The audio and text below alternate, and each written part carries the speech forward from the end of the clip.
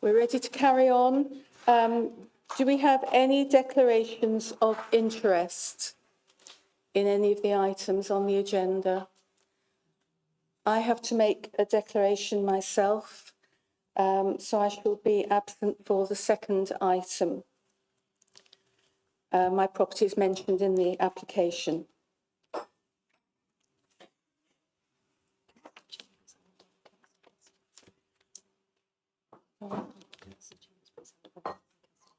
Thank you. Can we hear declaration from Councillor Alastair Chambers, please? Thank you, Chair. I'm the County Councillor for Blackstone, Robbinswood, White City and St Bridget and Coney Hill. However, that does not predetermine myself for any decisions made today, so I'd make everyone aware of that. Thank you. Thank you very much. And Councillor Castle.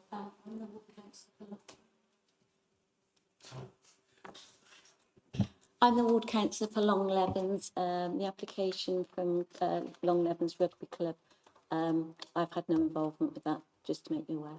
Okay. Thank you very much. Agenda item 3 is the minutes of the previous meeting, which was Tuesday, the 4th of June. Has everybody read the minutes, and are you happy for me to sign them off as correct? Okay. Councillor Tracy?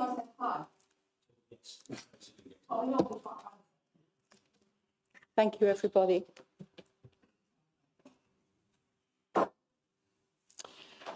Late material. There was an item sent yesterday, I believe, late material. Has everybody had a chance to review it? Anybody need time to look through it? No, everybody's seen it. Excellent, thank you. So we move on to the first planning application, which is on the site of the former Holly House. We have Principal Planning Officer to introduce the report on this application. Thank you, Chair. As Chair's mentioned, we have got some late material on this item, which was a representation from Councillor Millard in support of the application. Additional and final comments from our ecologist confirming they've got no objection, and request for an extra couple of conditions. An additional representation from the County Council in terms of the education and library contributions, and some updated and additional conditions. The application site is the former Holly House.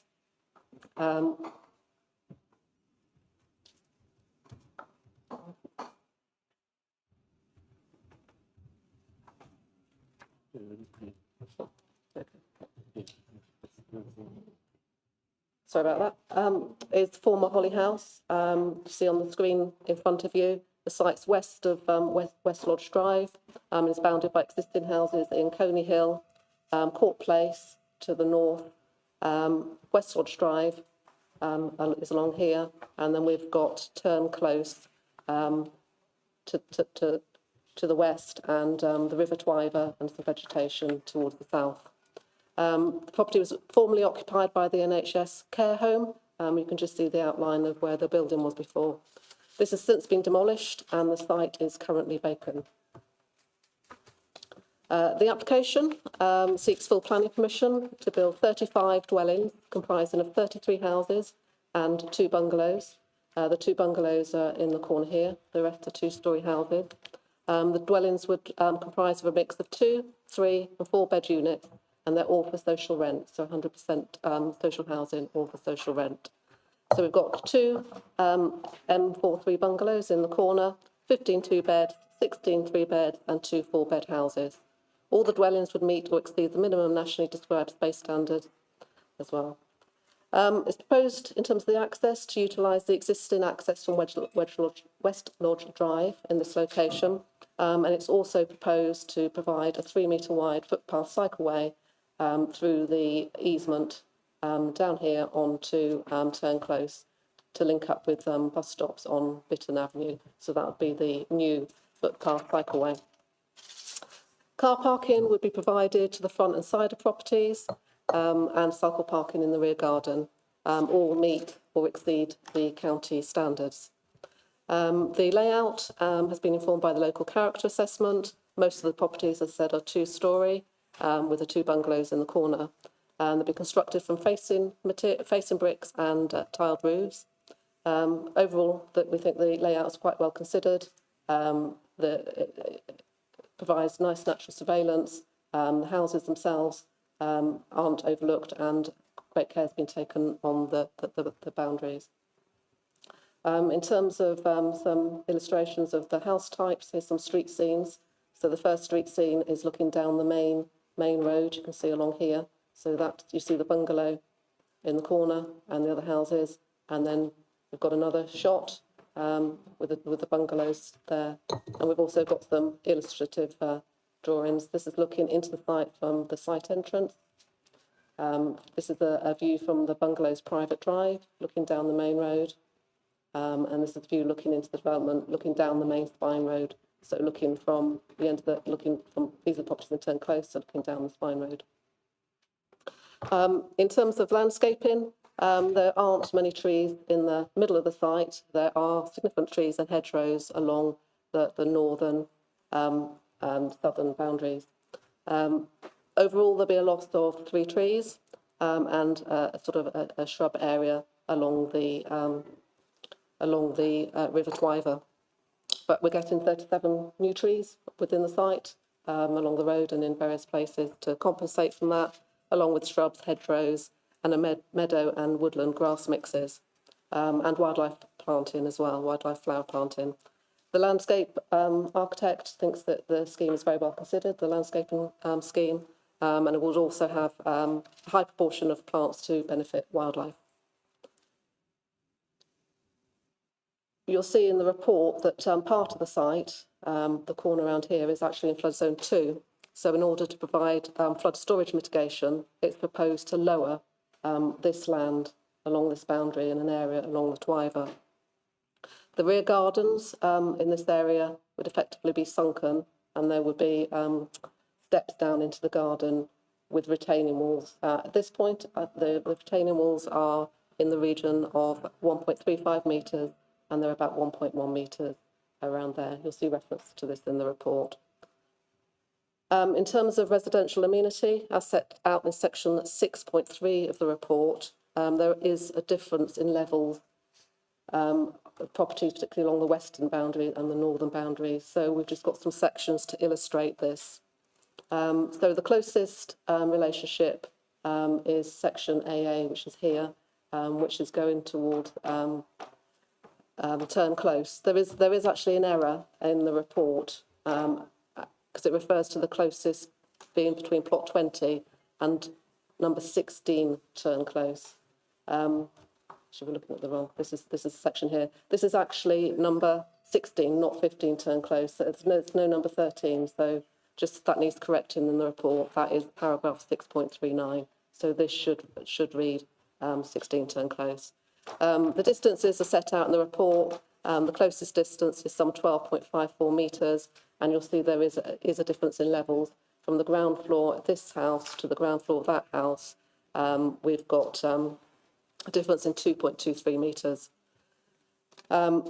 We've worked quite closely with the developers, so they have redesigned these houses specifically to help reducing the roof and to help reduce any impact. This is the rear of Turn Close and a blank side elevation in terms of plot 20. Section BB, that is over here. So we've got plot 21 to the rear of the closest is number 12 Turn Close, with a back-to-back distance of some 18.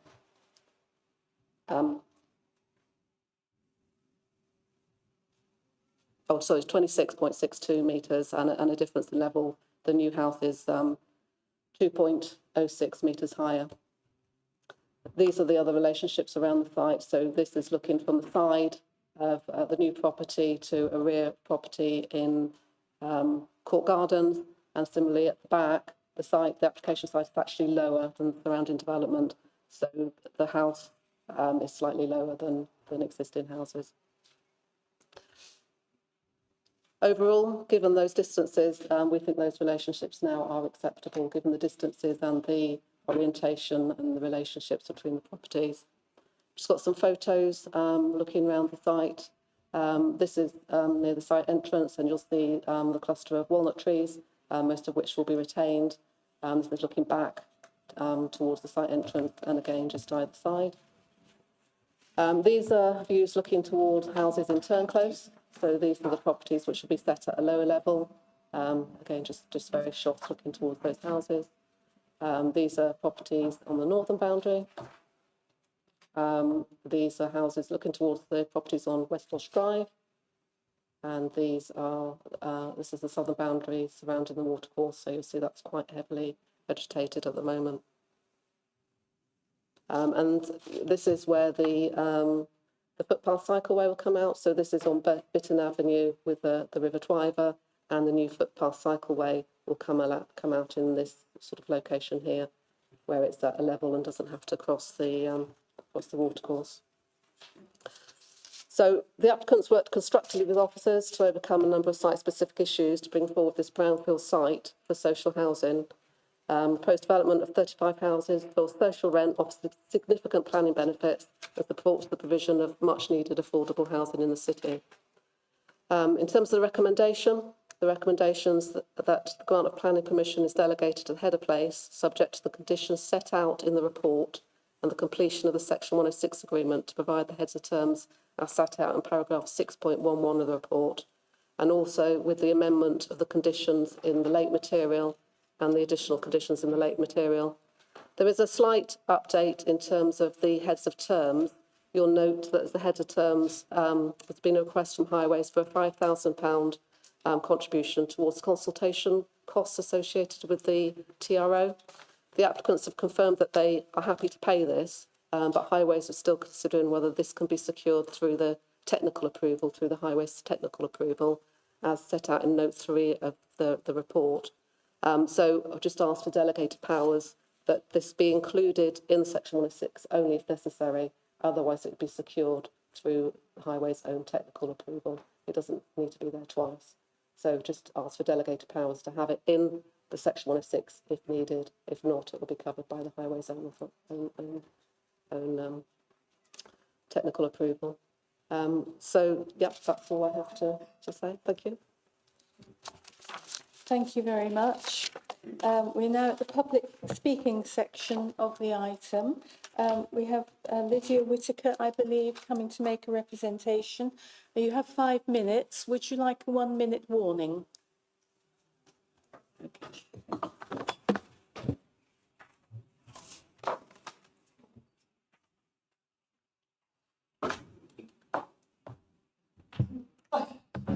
Good evening, councillors. I'm Lydia Whitaker, Senior Planning Manager at Bromford and responsible for this proposal. It is a housing association operating across the Midlands and South West. We own and manage over 46,000 homes, and our purpose is to invest in homes and relationships so people can thrive. In our latest strategy, we have a target of building 12,000 new homes by 2031. Gloucester has more than 4,700 people on its housing waiting list. Bromford is already working with the council as a long-term partner to help solve this problem. Our current projects in Gloucester, including Holly House, will deliver 629 new homes in the city, equating to £153 million of investment over the next 6 years. Unlike private house builders, we become a long-term stakeholder in our communities as social landlord. Bromford's approach is customer-focused, as demonstrated by our neighbourhood coaching model. Our neighbourhood coaches get to know their customers and their local area. Being at the heart of the community, neighbourhood coaches will connect customers with local services and community groups to help build thriving neighbourhoods and resilient individuals. We will also maintain the site in the long term, including recruiting local people where possible in the construction process and long-term management and maintenance of the development. Our proposal to build 35 social rented homes on this brownfield site would provide much needed housing for local people on Gloucester's housing waiting list. The site was formerly an NHS hospital, part of Gloucestershire Health and Care NHS Foundation Trust. The buildings on the site were demolished in 2013, and since then the site has remained vacant. Bromford is buying the site from the NHS and was selected as the preferred developer due to the additional social value created by the proposals. At this stage, I'd like to highlight the following benefits of the scheme. The homes are 2, 3 and 4 bed houses, providing for a range of needs, including larger family homes. The 2 bungalows provide M43 wheelchair access. All the houses would meet national space standards and each would have its own garden. They will be energy efficient, including solar panels and electric vehicle charging points. All the houses will be social rented. Social rent is the most affordable rent available for customers on the housing register. There is no other rent cheaper than social rent. This means that families are able to access newly developed houses in the most affordable way possible. We have carefully considered how to protect existing trees and vegetation on the site. The existing walnut trees and open space will be retained and provide an attractive entrance to the development. The trees and hedgerows around the boundary are being retained as much as possible to create a buffer and maintain a dark wildlife corridor along the river. The proposed housing will be supplemented with 39 new trees and hedgerow planting to help protect the privacy of neighbouring properties. To encourage biodiversity, we are proposing meadow and woodland wildflower areas, as well as bird and bat boxes and hedgehog gates. We've also agreed an off-site contribution to the Gloucestershire Nature and Climate Fund to help increase biodiversity net gain in the wider area. As a social landlord, good relations with our residents and neighbours are extremely important to us. The scheme is adjacent to 47 existing Bromford homes. As a result, we already have a strong understanding of the locality. We can build on this via work with our neighbourhood coaches. During construction, our site manager will provide regular updates so everyone knows what's going on. The application has the support of ward member Councillor Tracy Millard, who kindly visited the site with us in July. We've also worked closely with officers throughout the application process to bring forward the scheme you see before you today, and I'd like to thank those officers for their collaborative approach. I want to end by emphasising Bromford's long-term dedication to this development. We are committed to delivering an attractive, green and sustainable place to live, helping to meet the city's affordable housing need and making best use of this brownfield vacant site. Thank you for listening, and I trust members will be able to support the strong recommendation from your officers. Thank you very much. We have no public speaker registered in opposition to the application, so we now move on to members' questions. Please note that we're not yet in debate. I'd ask members to save any comments on the application for the debate section and to stick to relevant and direct questions to myself or the relevant officer. Councillor Chambers, Alistair Chambers, first of all, please. Thank you, Chair. Are we allowed to ask Lydia any questions, or is that not acceptable? No. Okay, no problem, thank you.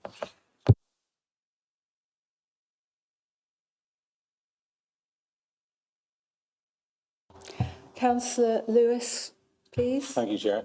Just one question. I'm very interested in this.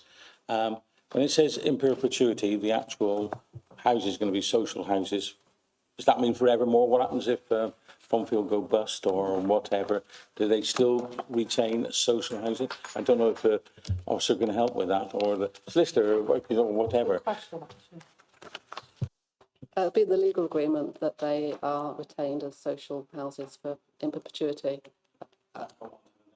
The Section 106 agreement will run with the land. It's not specific to the developer. Yes.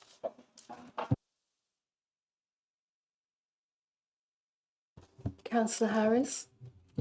I know there's funding for more sport provisions, and I presume that will be also used for play spaces in there. I noticed there's no plans for players on this specific site, but looking at maps, it doesn't appear to be any children's play spaces for quite some distance around this site. I was just wondering if any sites are identified locally for that, if that's something that we think should be included in this plan. not sure if that's comes under debate or this. There's no money being paid for sport or public open space because of the viability. So that would usually be required, but the viability report that we had in and checked by our own consultant has confirmed that there isn't the money for that. So in this instance, there's no money for that. There is an area of public open space at the entrance of the site, but that's the only provision. Councillor Castle. Thank you, Chair. Can I just ask, wasn't very clear how large the driveways were to the front of the houses. Did they have any grass on there at all? Or was it permeable or?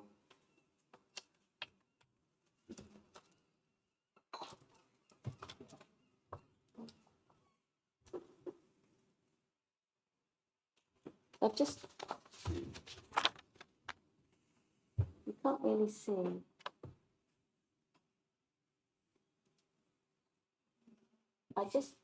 Just my concern is, when you have these tiny bits of grass at the front of the houses, long term, it can make the estate look scruffy because they're not big enough to be looked after. I think it would be better if you either had like some stones there or permeable area for parking. I can't. There are some trees planted. Yeah.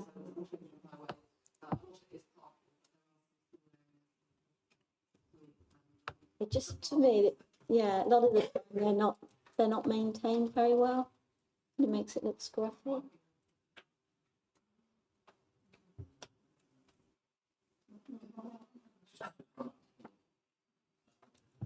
Are, say that the trees and whatever in front of these houses, are they going to be allotted to that specific house?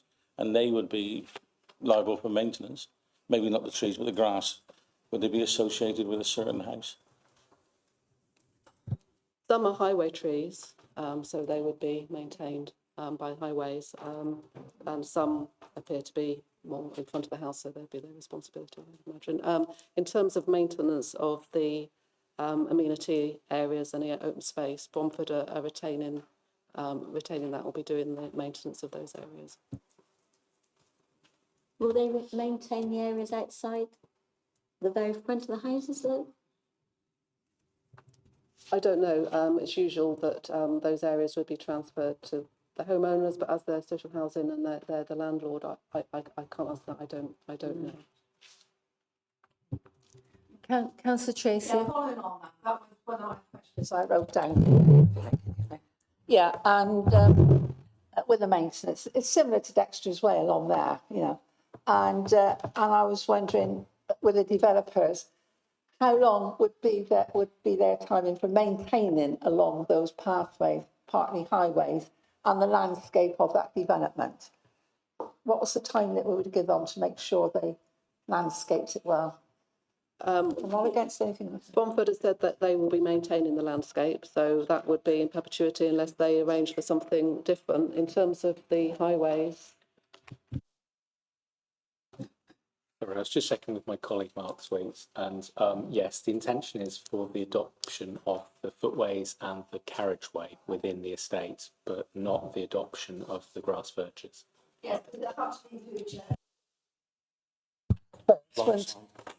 So what's going on? Sorry, because it takes time to be adopted, really, doesn't it? You know, but anyway, that's that. I've got a few more questions now. While I'm on it. So regarding car parking for all, I have read conditions and everything else. And because, could I honestly, or you honestly say, is that parking for all homes? Or would there be a few, like some lot of developments have laybys where those houses, you know where I'm coming from. no, there's parking for each plot. There's either 2 or 3 car parking spaces for each plot, and they're either at the front or the side. So they actually exceed the parking standards. So they're not in laybys. You'll see them at either in front or at the side of each plot. Yes. Yeah, thank you. And a bit of a word about the waste. like waste, they will have their waste bins. Will there be a community waste on that site as well? Because I'm just thinking of narrow like lanes for the garbage to go around. So where would their storage bins be? At the back, and they bring their bins out, please? Yeah, sorry, I don't know what you mean community Well, waste. you know, They'll like have their own- bin days and things like that. But I was reading about the waste. So where I'm coming from, each house has their own individual waste bin. That would be a green bin and a food bin. Yes. So they wouldn't have like one big community base where they put plastic and all. And also, I'd like to just know something about the cushion. How near is, I mean, some places now don't like these cushions, the road. So how close is that to a house where they come in and out of the estate? Yeah, it's to slow the traffic down and coming out on the map. Yeah, I can see that, yeah. No, But it wouldn't be, it's not a high cushion, is it, for the highways? Like a road hump. traffic calming. Yeah, I get all that, yes. So Because I've got a lot of people now want to move. Yeah, all right. sorry, I didn't want to interrupt you. The speed table at the entrance is set. It's on West Lodge Drive. And the proposed speed table is it's about 50 or 70 metres from the nearest house. Yeah. Yeah. And there's nowhere along that road too that it needs it. So that's we've got the one cushion.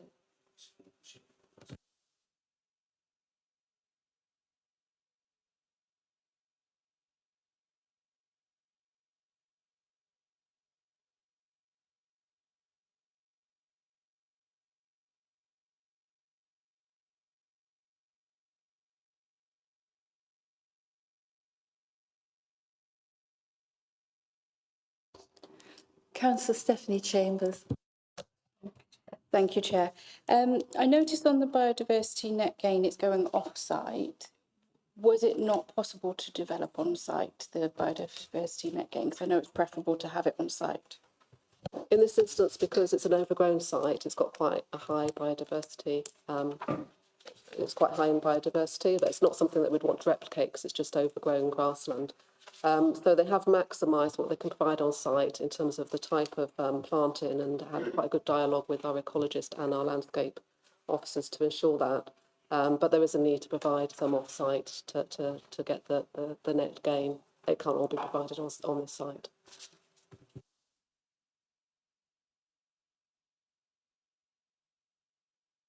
The Bider hold, please. Thank you. I'm sympathetic to the observations of the Gloucestershire Wildlife Trust on 4.17, that the layout replicates the mistakes of neighbouring developments. And can we encourage the developer to work together with the Gloucestershire Wildlife Trust to make the best use of the riverine landscape that they have for both wildlife and for the people, so that they can actually benefit from living next to a river rather than turning their backs on it? Because of the sort of width and the depth of the site, if you'd had properties fronting onto the watercourse, you'd have had them backing onto the road, and it would have caused other problems. So we think this is the best and most sensible layout. There is a wildlife corridor, retained 3-metre wildlife corridor along the banks of the river, and I say the planting has been maximised for wildlife benefit. So that has been done, but the size of the site, it just wouldn't have worked having properties fronting on it. Would have caused other problems. I've got a question myself. There's a mention of wildflower planting. Will adequate time and money be allowed for maintaining that? It's not just a matter of sowing wildflower seeds and letting them get on with it. They do need to be managed in some way and cut down at the right time of year, I believe, and it has to be an appropriate mix. Has that been taken into account? It has, and the management and maintenance will be picked up. Well, we've got reports talking about it, but you'll see the additional conditions in terms of the construction ecological management plan, and particularly the ecological management plan, which are the new conditions, condition 35 and 36. So that construction, the ecological management plan looks at long-term maintenance as well. Thank you. Are there any other? Yes, Councillor Alistair Chambers. Thank you, Chair. I've got a question around the proposed permeable paving. I see that it's tanked. So can you just talk me through that? Is that a tank system just to collect the water? It's for water quality, I think. I don't know the specific details. Our engineers have looked at that, but that'll be under the drives, etc. And it collects it, and it's to do with the water quality, and to make sure that that the runoff is at the right rates. Thank you. So off the back of that, if it's for tank system water quality, so I think the suds then cleans the water to some degree as it passes through the particulates. Could that tanked water be used for communal watering? Because it might be quite a large source of water, where they could have a pump and it could be used as sort of green recycled water for watering the green areas. That's number one. You mentioned surface water runoff. So when the collection tanks are full, there's normally a runoff point to them. Would that runoff go to the River Twyer, bearing in mind that the water quality should be clean once it's been collected? Thank you. I've got some more questions, but that's just following off the response.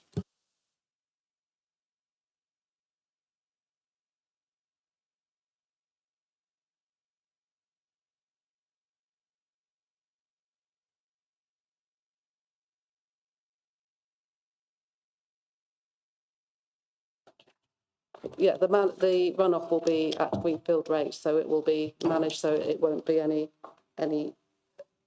more than it is at the moment. In terms of using the water for community watering, I don't know. I'm not aware that we've had a scheme like that, and I wouldn't be able to tell you. Yeah. So to be clear, no surface water from the development would be running off in any way, shape or form to the River Twyer?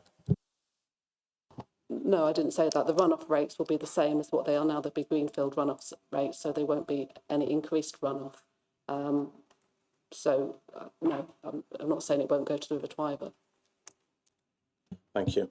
With regards to Japanese knotweed, I'm quite familiar with the site. And as it correctly says about the Wildlife Countryside Act, Part 2, that it's like a requirement for the landowner to deal with it by way of herbicide or excavation and disposal, normally by burning. It mentions that there'd be a weed membrane between the site and the neighbouring property to prevent the spread of further knotweed. It was actually the Holly House NHS site that contaminated the property to begin with.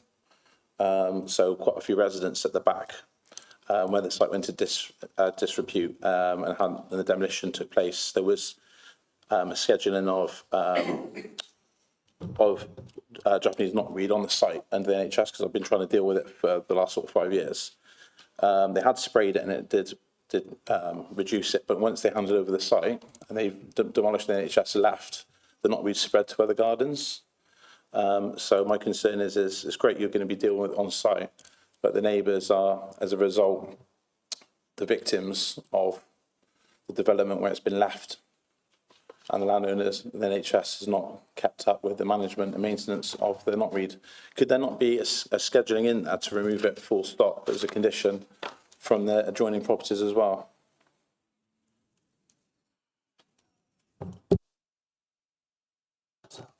Yeah, well, they can only deal with matters on the site themselves. I mean, if they wanted to have a separate discussion with the developer, then they would need to do that. In terms of this application, I think it's along here where it's in the site, and it's one of the properties here that it's off-site. So it will be dealt with on-site, but we can't require them to do any works off-site.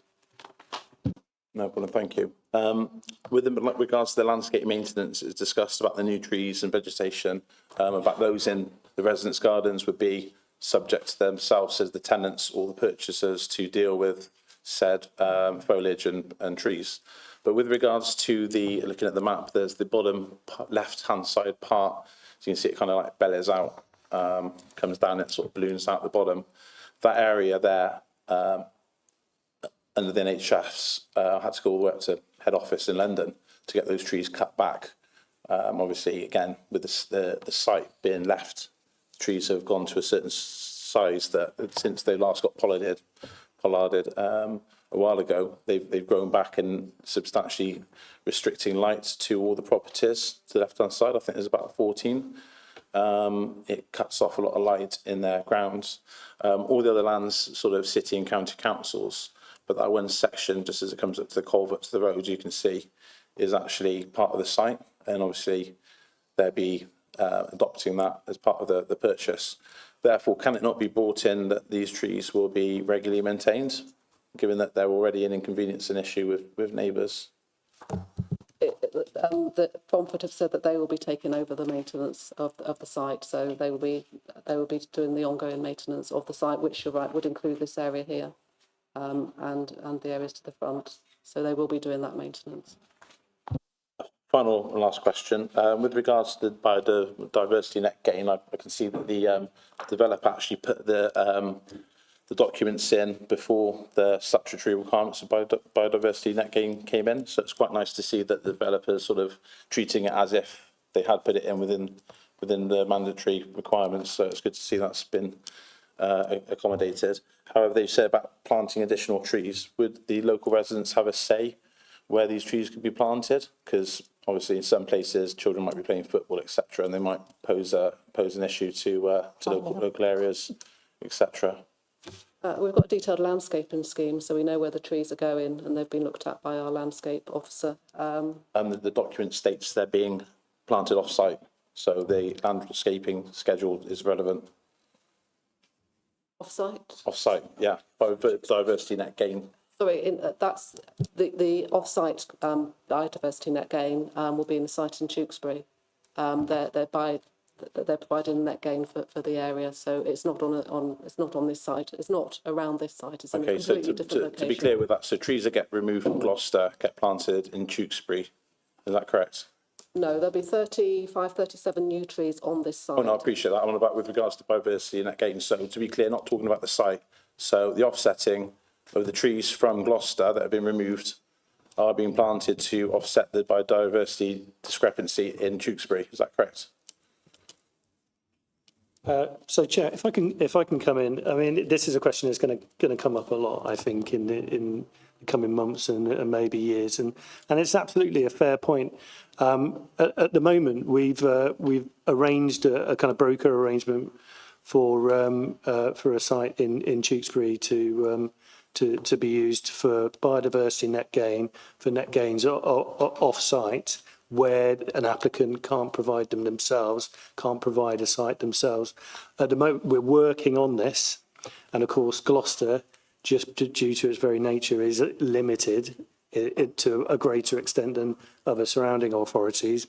And so we're working on our policy team are working on looking at sites to broker within the district area. You've got to bear with us with that, with the planning authority, to resolve that issue.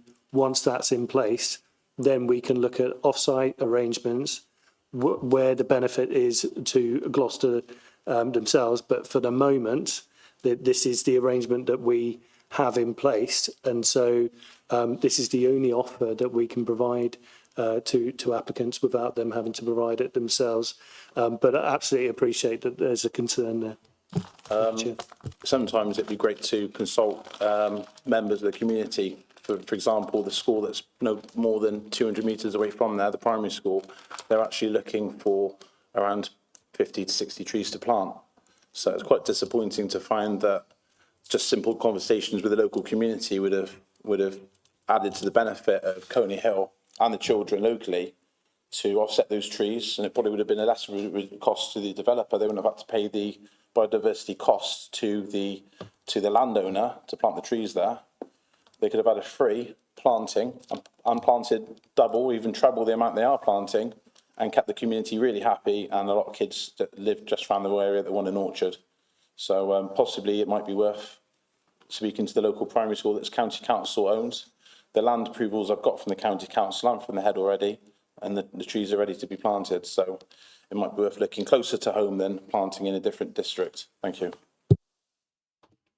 Chair, for you, absolutely. I fully note the point you're making. I just got one. That's fine. There's that's fine. Just one point of clarity, just in terms of biodiversity gains in biodiversity net gain, because this is, I mean, we'll probably do a training session on this because it's a minefield, it's a lot more complex than tree planting. So tree planting can create biodiversity gains, but it isn't necessarily the case that tree planting in itself offsets the biodiversity loss and mitigates for that loss, because the compensation needs to be commensurate to the loss. So it could be, for instance, I don't know, wildflower meadow, or water habitat, and not just simply related to trees. Fully appreciate the point that you've made, but we need to secure fully brokered sites. We can't just approach local communities. The system simply isn't set up like that. But I fully understand the concerns and the frustrations you have, and I'm more than happy to sit down and have a discussion about it, see how we can find a way forward. Thank you, Chair. Cheers. Just before we finish on that is, because it's not within the biodiversity scheduling, and the developers kindly doing this off their own back, they don't legally have to. Therefore, it wouldn't have to legally go through a registered landowner for the offset. It could go to the school, because it is literally just an offering from the developer.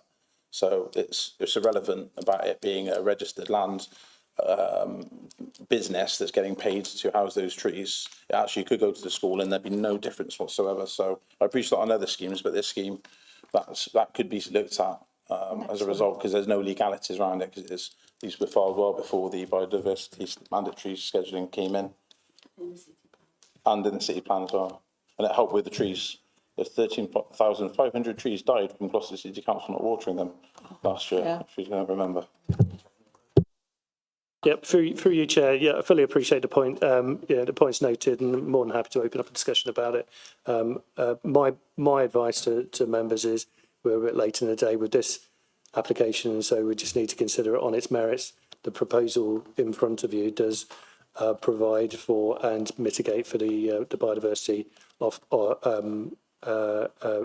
on site. So that's the scheme in front of you, but fully appreciate that we need to have an open, honest discussion about it to find a way forward that suits everyone.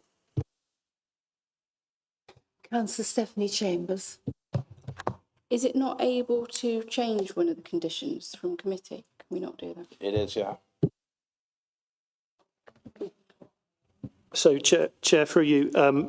So because the conversation's kind of evolved towards a specific potential project, and that project would need to be, fully investigated first of all. That hasn't been offered to the applicant, and the applicant, hasn't engaged on that project. We don't know if that project even exists. And so my advice to members is to determine the application that's before you, and deal with the situation as it is. A planning condition, in my opinion, wouldn't meet the statutory tests, because it wouldn't be reasonable. Thank you, Chair.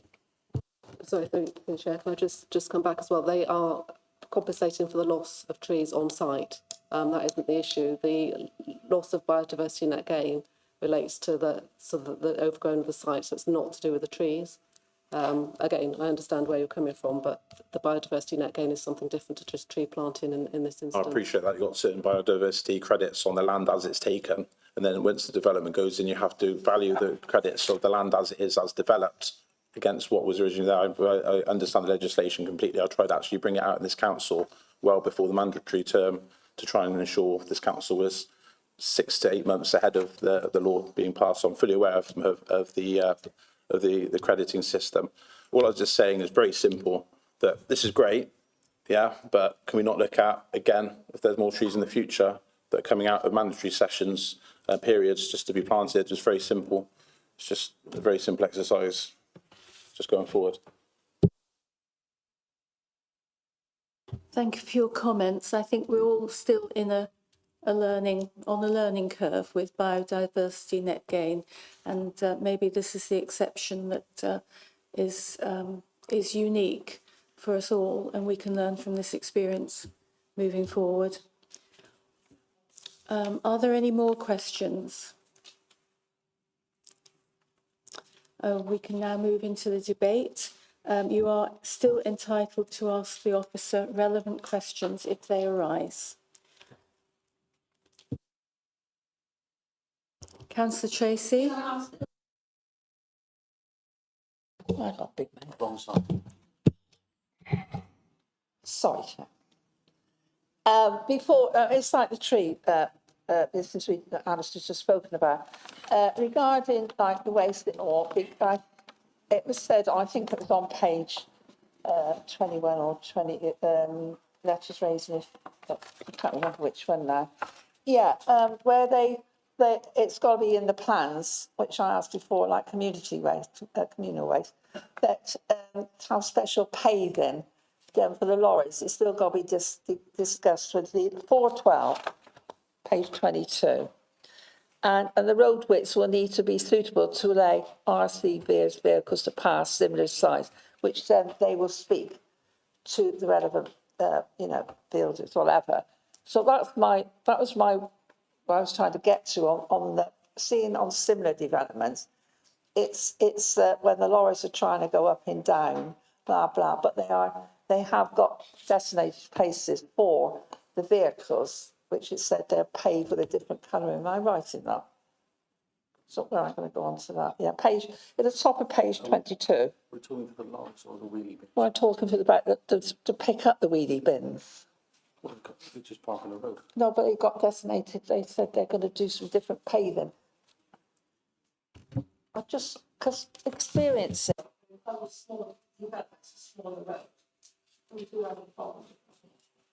Okay. We've checked that the refuse collection vehicle can pass in the street, and we've had comments from the waste collection team on the suitability. When it comes to the Section 38 process to adopt the estate road following planning, there will be an opportunity to get the technical details about curb specifications and so on spot on if you're worried about curb overruns or something. And all that blah blah, and then you had a 99 services coming through, and there was a problem and blah blah. But I like what's put there. But on the whole, Chair, I think it's needed. I like the development. I think it's cosy, as one would say, and I think it's good for the community, and I welcome it. So they'll get my vote. Councillor Alistair Chambers? Sorry, question for highways. I appreciate it's debate, and I should have asked this earlier. If there's no issues with refuse lorries, is that the same situation with fire engines, turning circles, etc.? Yeah, absolutely. We've checked the host distances for fire tenders to get into the estate and out again. So. No problem, thank you. So overall, I know the site well. I've been there several times over the last 5 years plus from residents. There's been issues with fly tipping on the site, issues with the knotweed that looks like it's going to be dealt with, and issues around the trees restricting light. So all these items are going to be taken care of. The rubbish with regards to the developments, that's going to prevent that. Antisocial behaviour is going to be stopped because there's going to be a development there. The trees, by the sounds of it, Bromford's going to take over those, so that's another concern. And also the site in general is going to look nice. We need more housing, which is good. The concerns about the entrance off the West Lodge Drive are dealt with that splayed entrance, so that can give a lot more visibility because it's quite a tight road and it turns into one lane coming off with widens and it sort of goes into single pathway. So overall, I think it's a really good scheme. And unless anything gets raised that I'm not that raises a concern, I think that I'm going to go with the vote. I think it's well needed in the community. I think it's a very good scheme. Thank you. Does anybody else want to make any comment? Councillor Vega. In the late information we were provided with, it states that the likelihood is that there will be more education spaces required than is indicated in the proposal. It states that this applicant is not offering any contributions in these regards under education. Are we satisfied that the number of school spaces required will be covered by the current situation, or do we require funding from the applicant? in order to cover school spaces? So we've been through the viability exercise with the applicant. The site wouldn't be viable if they paid for the education contribution. So in this instance, no contribution to education is being sought by the City Council or being offered by the applicant. So any additional school places would have to be funded through the County Council under separate arrangements. Thank you. Councillor Jones. Now, obviously in the news today about libraries and tight budgets for councils, so just following on from school, people on roll, I think it's few primary, more few primary, more secondary and fewer in the tertiary sector. But it would be good to have money secure for the library that will have more local residents going to the libraries in that area. And my second point is about, it's great that there's going to be solar panels and EV charging points, but I'd be asking for, you know, what kind of energy performance certificates for the homes, would it be A, B, and potential for heat pumps and insulation as much as they possibly can on these properties. Thank you.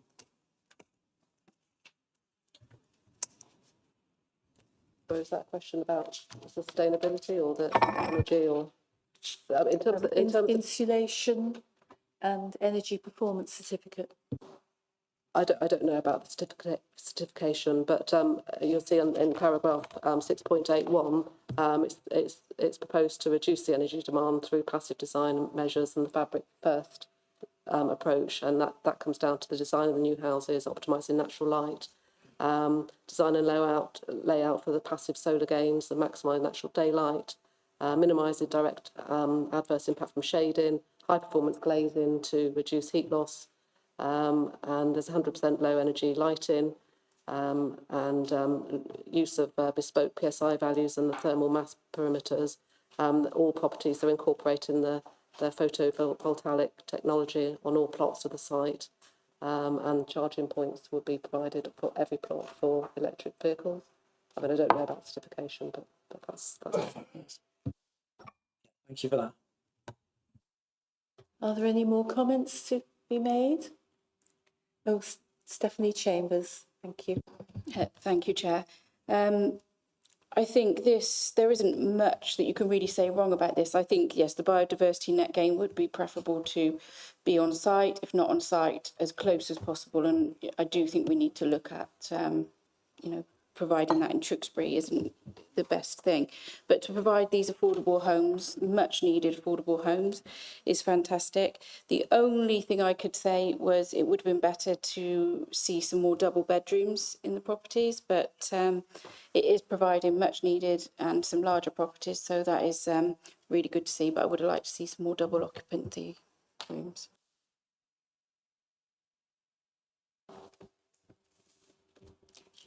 Councillor Tracy? No,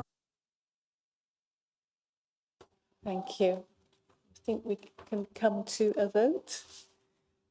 If you're happy to support the officer's recommendation, which I am, I propose to accept the recommendation. Do we have a seconder? Councillor Tracy, thank you. All those in favour, please raise your hands. That's unanimous, thank you. So the recommendation is carried. Thank you. And we can move on to the next item. As I declared an interest in the next item, I should step out of the room for this one. And Councillor Castle is going to take over.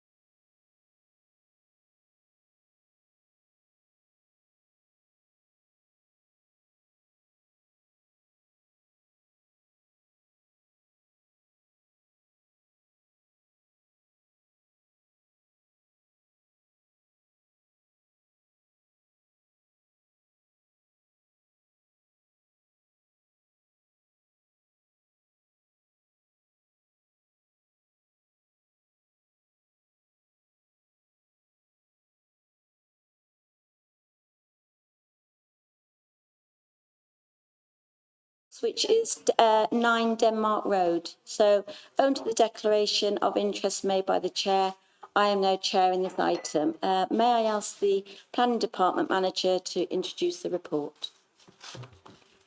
Thank you, Chair. I'm presenting this one today on behalf of the case officer, who's currently on leave.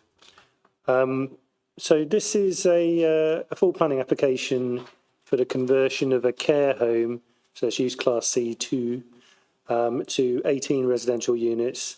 And as you can see in the descriptions, 15 two-beds and 3 one-bed units. This is the site here. It's on the corner of Denmark Road and Alexandra Road. To the north, on the north side of Denmark Road, you'll see quite a French.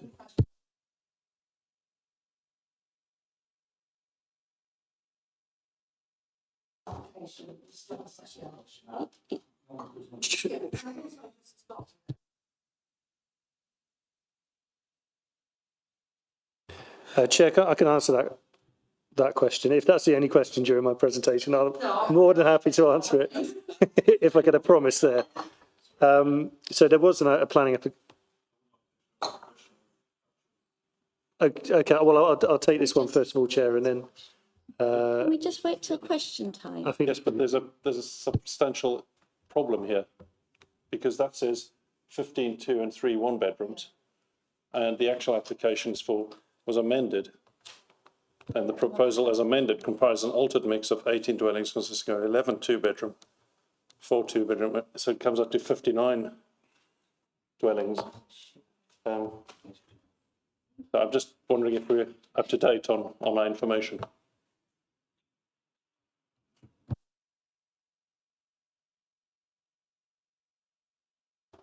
So, Chair, yeah, in the in the description on the presentation, which I didn't put together, you're absolutely right. It says exactly what you can see, and then on the first page of the officer report, it then duplicates that. But then in the site description, paragraph 1.4, 1.5, about halfway down, it says 18 dwelling units consisting of 11 times 2-bed unit, 4-bedroom units, 4 times 2-bed, 3-person unit, and 3 times 1-bed, 3-person unit. So it's just worded slightly differently, but it's the same thing. So it's just split it down into the number of bedrooms. Do you see what I mean?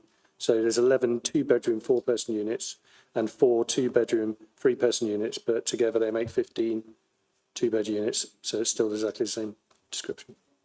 But it just provides a little bit more information on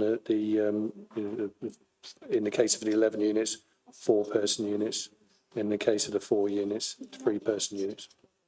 Sorry, I disagree, because the number of residents is 59 residents compared to 33, so it's quite a substantial difference there. So, Chair, for you, Chair, when you're talking about numbers of residents, I'm not sure what you mean. Sorry, I'm talking about the description of development. Just adding up the number of beds, I'm getting a different number. But okay, let's carry on the presentation.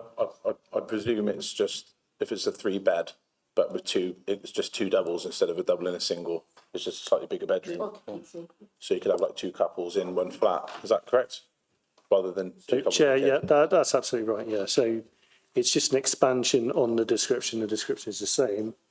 It's just expanding by, saying how many people could occupy each individual room. I do get Owen's point. I guess that might impact on cars and parking spaces. There's 20 parking spaces, and 18 bike bay, 36 bike bays, which is good.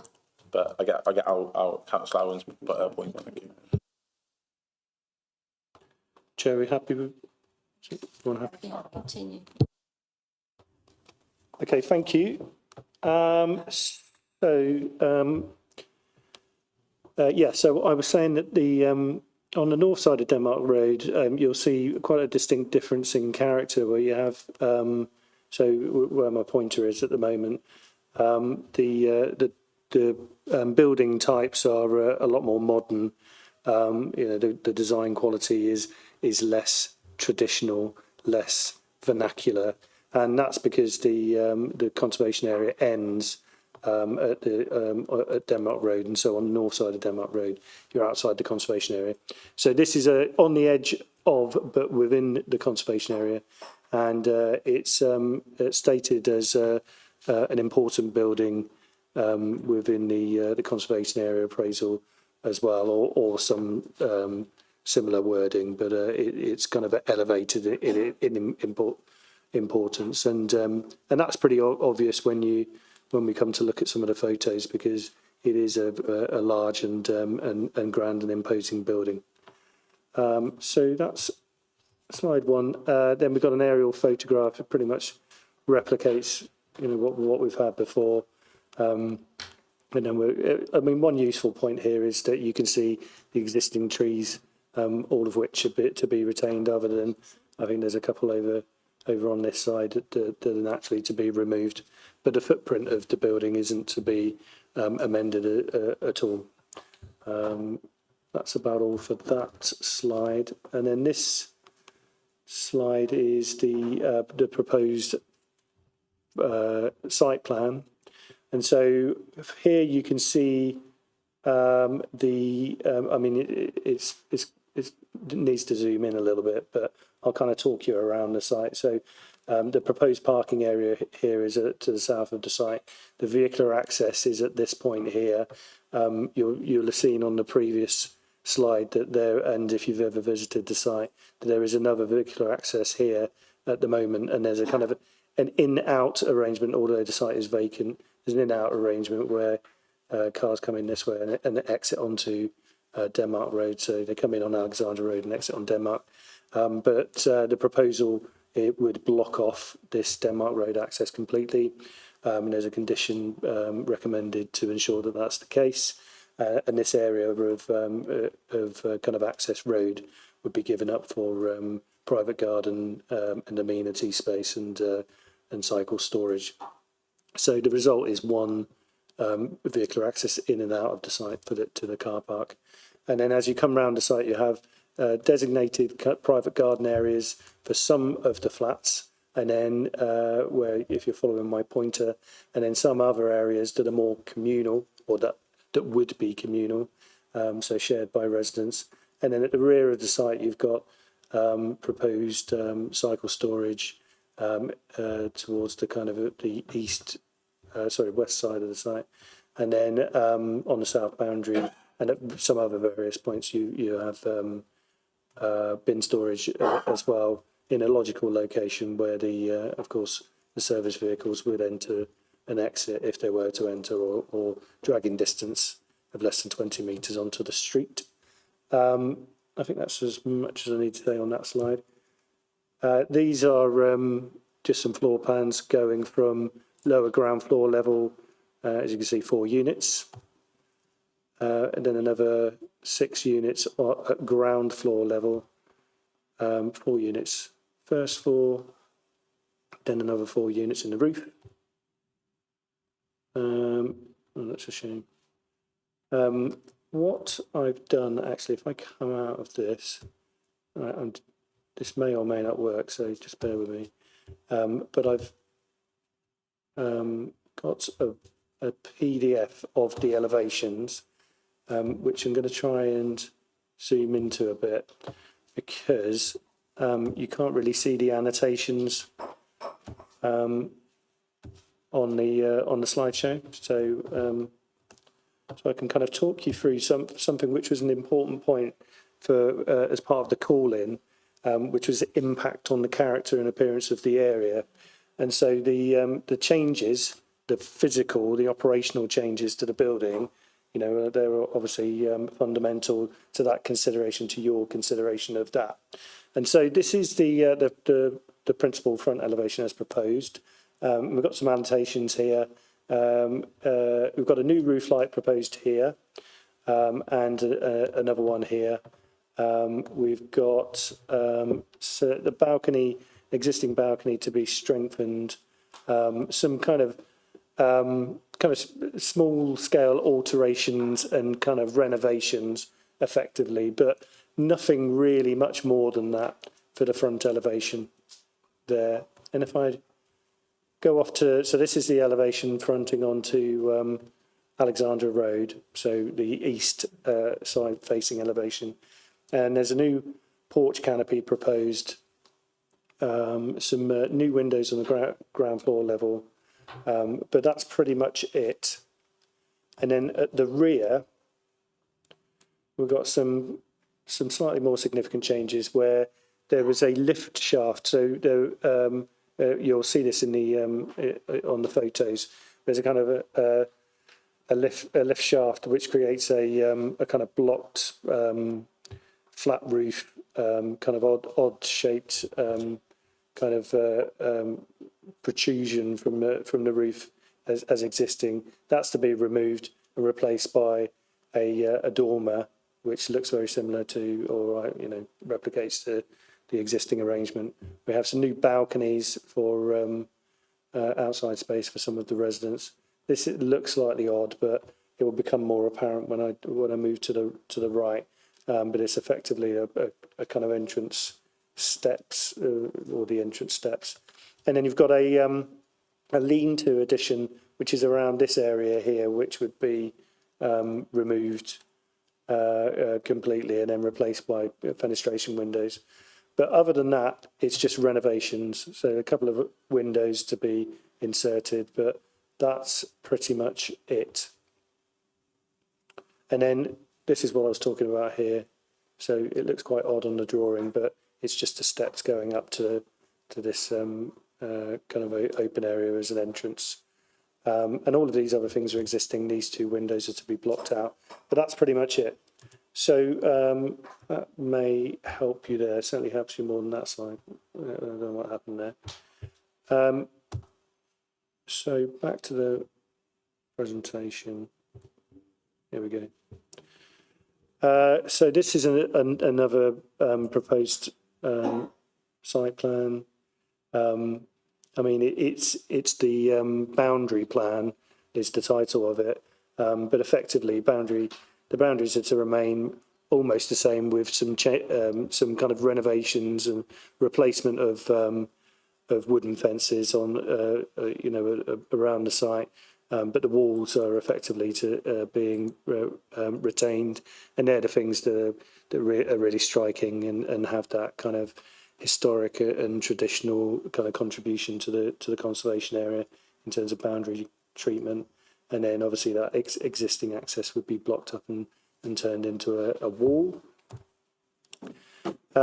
This is just bin and cycle storage. It's pretty standard. And then here, so the case officer standing on Alexandra Road, looking towards the rear elevation of the building and looking north towards Denmark Road. You've got if I put my pointer on, that'll help. You've got this mobile building here, which would be removed. This is the odd-shaped protrusion that I was talking about for the existing lift shaft.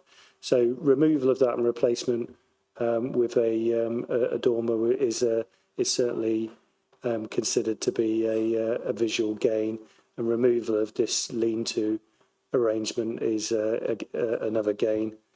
So that's pretty much it for that photo. And in the foreground is the site access, which at the moment is gated. I think that's just for security purposes. And then what I was talking about on the front elevation, so I'm standing on the opposite side, outside the conservation area, looking south towards the front elevation, and these fences are all looking very tired, and they're to be either completely removed or replaced. And then the existing trees that you can see, most of those, I think pretty much all of them, are to be entirely retained. And this is the access from Denmark Road, which is to be entirely blocked up, and then that wall will just continue along, and this will be turned into a garden area. And that's everything. Thank you very much, Chair.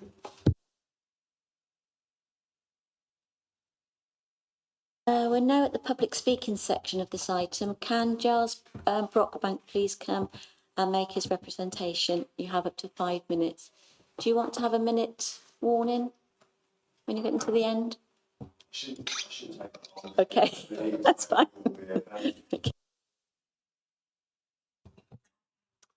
Good evening, members and Chair. Thank you for the opportunity to speak in support of this application.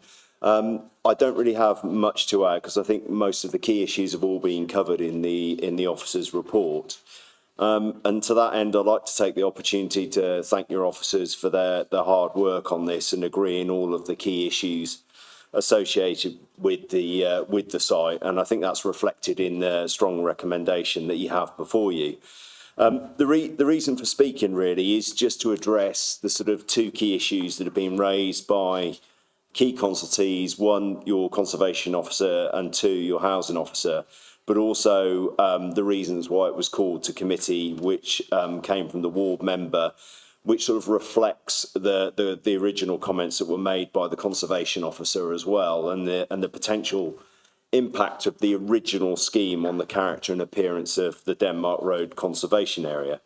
The principal concern was relating to two stair towers that were proposed to the rear of the building. As you can see from, or have seen from the presentation, those have been completely removed from the proposal now, and the rear elevation is much more uniform in appearance and true to the original building.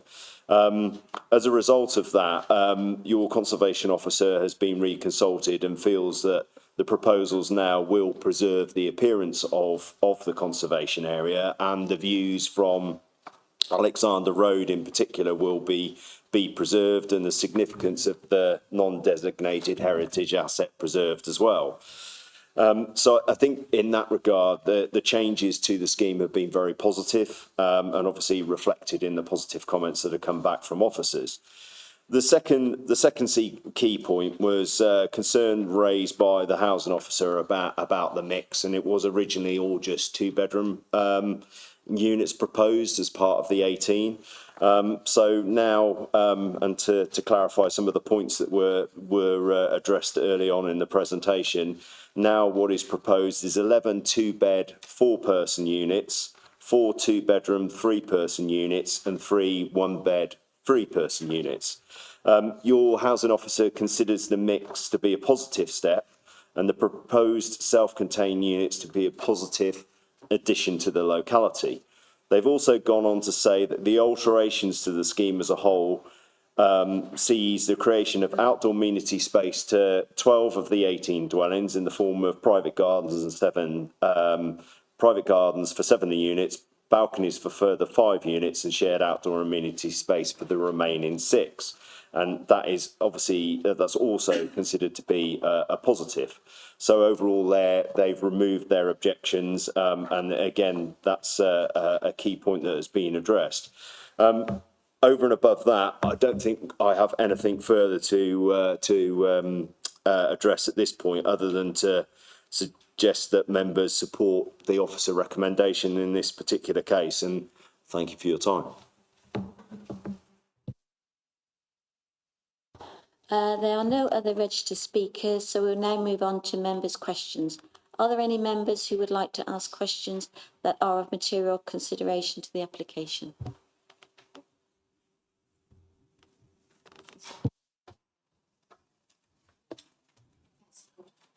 I just want to apologise, my arithmetic was wrong. It's 63 people in the original application and 59 in the second, so actually it's a reduction in the total number of people who could be accommodated. Thank you. Councillor Chambers.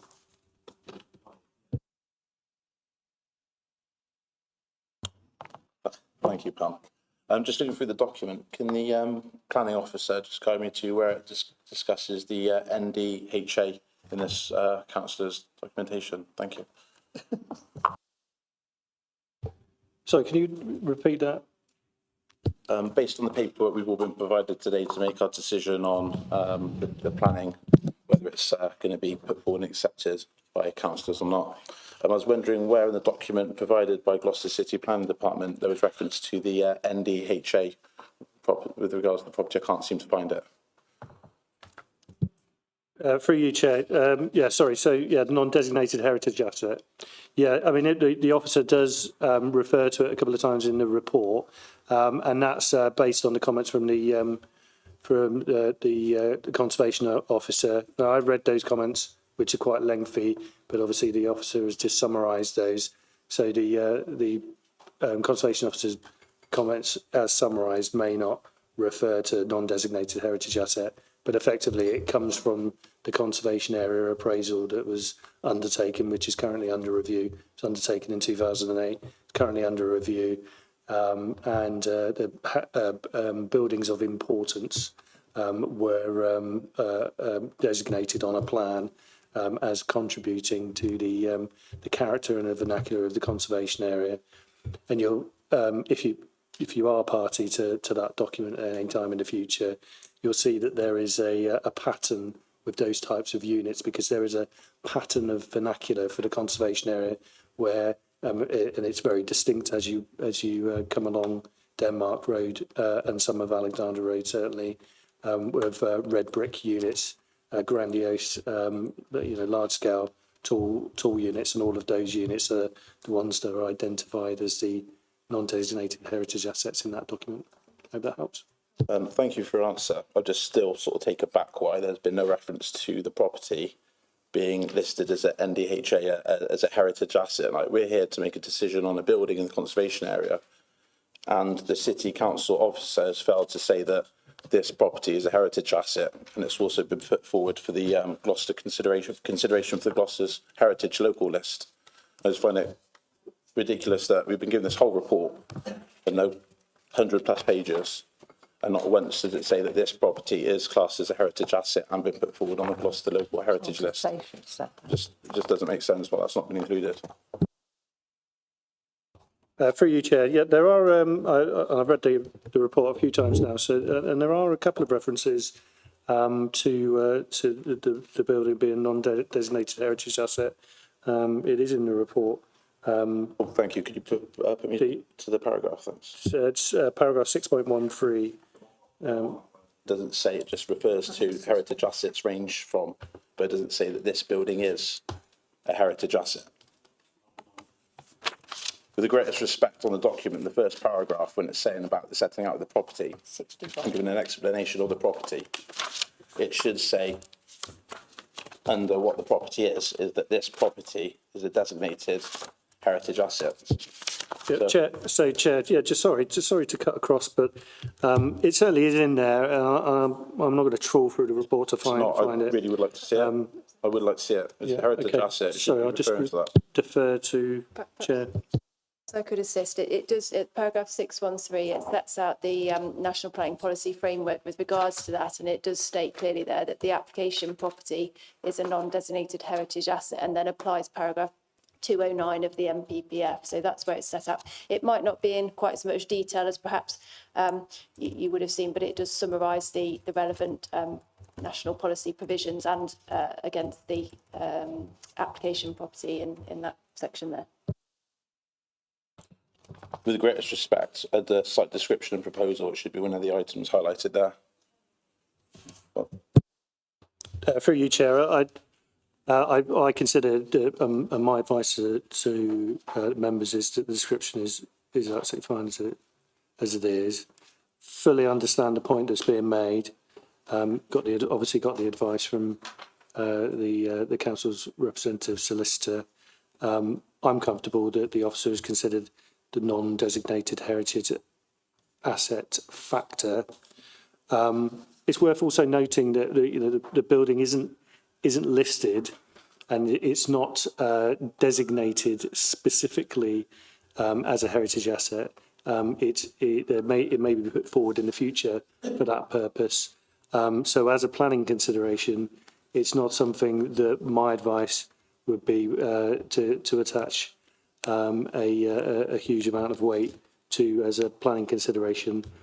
Although, because in some cases there are lots of operational changes that can be made to non-designated heritage assets without a need for planning permission, whereas listed buildings are obviously covered by statutory requirements. That may not be the case here because it's a Class C2 unit, but it's worth noting that that's the case. And normally, local authorities seek to protect these non-designated assets from being demolished entirely, ideally to be retained, to be enhanced, to be protected, but they don't have the same status as listed buildings. I hope that helps.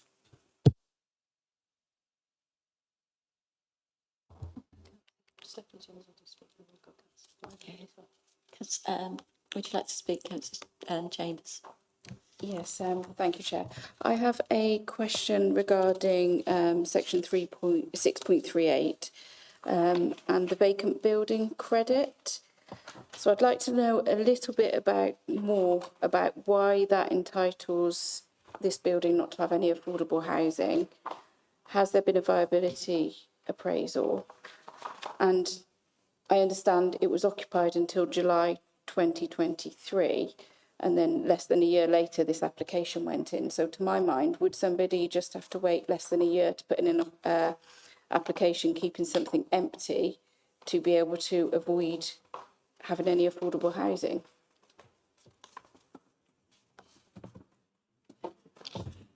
Thank you, Chair. So I've looked through this in some detail, and bear in mind I'm not the case officer, so I didn't make the assessment, but it's certainly, from reading the officer report, looking at the guidance that the officer refers to, the scheme does meet those requirements. I don't have them to hand, but it does meet those requirements fully. See the point that's being made. Absolutely, that it seems like a kind of backdoor way through, avoiding providing affordable housing. But there's an alternative gain, of course, by and this was introduced, of course, by the government to promote brownfield sites, to take pressure off, the need for using greenfield land, and so it was a way of streamlining the system to promote those sites. There may be teething issues certainly with that process, but in this case, the officer has gone through the criteria rigorously and has come to the correct conclusion that it is subject to vacant building credit, and the housing enabling team, who of course are the specialists on this matter, agree with that and are advised positively accordingly. I hope that helps. So just to confirm, has there been no viability?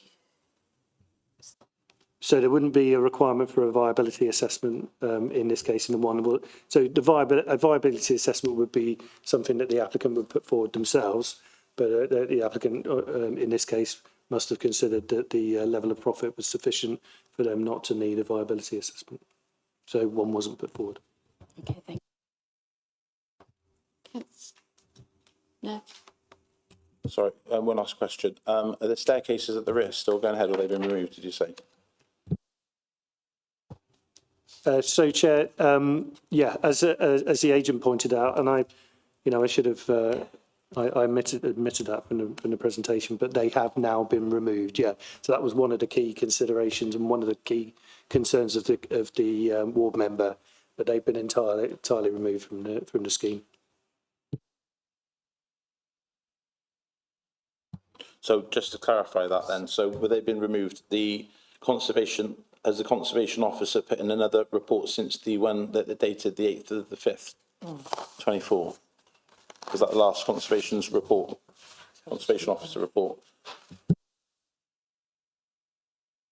Chair, I can't put together a timeline because I didn't deal with the application, but my understanding is, just to summarise and to put your mind at ease, hopefully, is that the conservation officer is happy with the scheme as it is with those matters removed. There were still some grumbles about the roof lights, and so they weren't entirely happy, but they were content enough to raise no objection. Okay, the reason I requested that is in the conclusion of the conservation officer employed by the City Council The proposal is also considered to be harmful to the significance of the NDHA recommendation to refuse. So that's why I was just wondering if anyone from the Conservation Officer has written a report after that one, because I think that's quite important.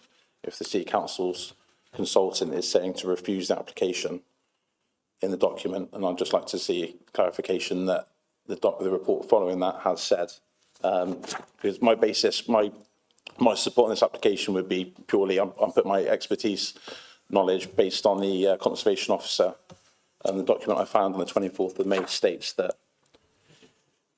it is considered that the proposed scheme for the conservation of Elizabeth House would cause harm to the character and appearance of the designated heritage asset. The harm of this scheme would cause, if is considered to be less than substantial in terms of the relevant application, although considered less than substantial. Under the terms of the NPPF, the proposal in this application should still cause harm to the designated heritage asset with no evidence of public benefit provided. Recommendation, refuse. Refusal reasons, they've gone into about 6 or 7 paragraphs, which I won't bore you with, but they're stating, so my whole basis to support this or not would be based on the Conservation Officer's report, and the one I found on the 8th of the 5th was recommendation for refusal. So if you can provide me one since then, their report to say that they said it's acceptable, then I'll be happy to vote in favour of this application. But unless you can provide me with that report, I can't vote in favour with something the officer of the City Council is saying to refuse. So, Chair, through you, so in paragraph 4.2, the case officer has provided a summary of updated comments from the Conservation Officer. So he's taken their advice. Now, the Conservation Officer isn't a statutory consultee. They're just employed by the council to provide a service to create enhancements to the quality of schemes and, to protect and preserve heritage assets. The officer doesn't have to take that advice, not required to take that advice. But in this case, it is undoubtedly the case that the Conservation Officer has provided a revised response because the case officer has quoted it in paragraph 4.2. And then in paragraph 6.17, the case officer has then made an assessment that while some of the building, the emission, so third line down, the emission of the previously proposed exterior stair towers is acceptable. Now, I don't have a copy of the Conservation Officer's revised response, and the case officer isn't here, but I'm satisfied that it exists on the basis of the wording in the officer report. I hope that puts your mind at ease. Thank you. Councillor Harris. Yeah, under condition 12 hours of work, it says that no construction or demolition work shall be undertaken outside of the hours 7:30 to 6 Monday to Friday and 7:30 to 1 on a Saturday. I'm just wondering if 7:30 on a Saturday is a standard kind of start time, or if that's too early. Because I know for me, if there was building work going on next door to my house, 7:30 in the morning, fine, I'm getting up then, getting ready for work. On a Saturday, I'd be pretty miffed if that was going on the weekend. Yeah, Chair, through you, I keep on saying the same thing over and over again. It's a fair point. It's another fair point. It is a standard kind of scope or time range for construction hours. And I don't know if you recall, during the pandemic, the government actually restricted on a lot of places removed the restrictions on timing, so the construction could take place 24 hours a day, and in some cases that kind of continued afterwards. So from an environmental health perspective, so a noise assessment perspective, that's considered to be reasonable. But on the flip side of that, it is entirely within your gift to amend that condition if you want, and you can amend those hours if you wish. If you go too far one way or the other, then I'd probably give you some advice on whether that would be too restrictive. and so therefore unreasonable. But I think there is certainly scope, especially on a Saturday, and considering that it's so close to other residential properties, to provide that a little bit more of a restriction. I think that could be reasonable, but I'll leave it up to you to decide. Just last question. So with regards to the affordable housing, so basically there is zero affordable housing. Is that correct? So yes, so that follows on from the conversation earlier about the vacant building credit. So because they're subject to that and they met the criteria for that, then the government's guidance states that there would be no requirement for affordable housing on that basis. So that's the situation that's in place. That's what we're bound by, and so that's the scope in which we can consider the application. Can I just ask one question? On the trees and landscaping, 6.31, it's mentioned the removal of the existing tarmac, and it refers to gravelled mesh to paths and parking area. What do you mean by gravelled mesh? I think I would prefer to see something like the egg box effect with like the grass. I think it would be a lot more pleasable for neighbours to see as much grass as they can. Yeah, thank you, Chair. So I spoke to the applicant about this because I was a bit curious as to what it was, but my understanding is it's a grid system. It's gravel contained within each element of the mesh. And so there's no migration of the material, but what it allows for is permeability for surface water. So it provides, the best case scenario for suds and for surface water removal, whilst keeping the scheme looking tidy and like I say, no kind of movement of that gravel from the site. There is an argument that. To kind of move this forward to probably what the next question would be, there is an argument to say that a grasscrete and those types of products where you have the little bits of grass kind of sprouting through each individual part of the mesh instead of the gravel, could look more aesthetically pleasing, and certainly in some cases, so on farmland where you have farm tracks that aren't used frequently, then that's quite effective. But in urban residential development, what you end up with, especially on parking spaces, you have cars parked there more often than not, and the grass can't grow, and the grass gets compressed as well to the extent that it leaches and and kind of dies away. That's what you end up with is something that's probably less desirable than you would have hoped for. So, that's my view on it. Councillor Stephanie Chambers? You. Just going to the vacant building statement. It says it's likely applicable.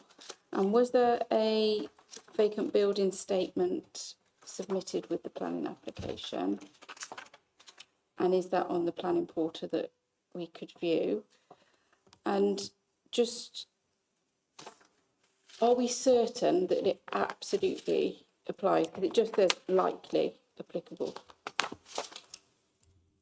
And I think from other authorities, they've sometimes determined things as it couldn't have been used within 6 months in the last 3 years or something like that. And I just wondered, I know it's probably case law based, but are we certain that applies? Was there a statement and can we view it? Chair, through you. So looking at now, I can't remember if it's the design and access statement or the planning statement. There is an assessment from the applicant, obviously from the applicant's own perspective, on why they feel that they meet all of the criteria necessary for vacant building credit. The case officer went through that assessment, as I said, I wasn't party to that, so I can't go into any of the detail. He then consulted with the housing enabling team, who are the experts on this matter, and they agreed that was the case. I fully agree that the wording of the report is, it creates a kind of slight ambiguity. But having looked at the criteria myself, as well, I was confident that it sat comfortably within the criteria and scope for vacant building credit. And then on another point on that as well is the reason why the vacant building credit was introduced, and that's to ensure that these brownfield sites and vacant buildings are brought back to life, as quickly as possible and don't start to degrade. And so my advice is that that's also a consideration in favour of the scheme on the other side of the weighing scales, and when you weigh up your planning considerations at the end. And do we know if it had been marketed for any period of time before the sale, as it was before it was bought for this planning application? I don't know the answer to that, sorry. But there is an assessment in the planning statement. I can't recall off the top of my head if that took place, but there certainly is a full assessment in the planning statement, and that's in the public domain, obviously. Are we allowed to look at those while we're here? Because it's part of this application.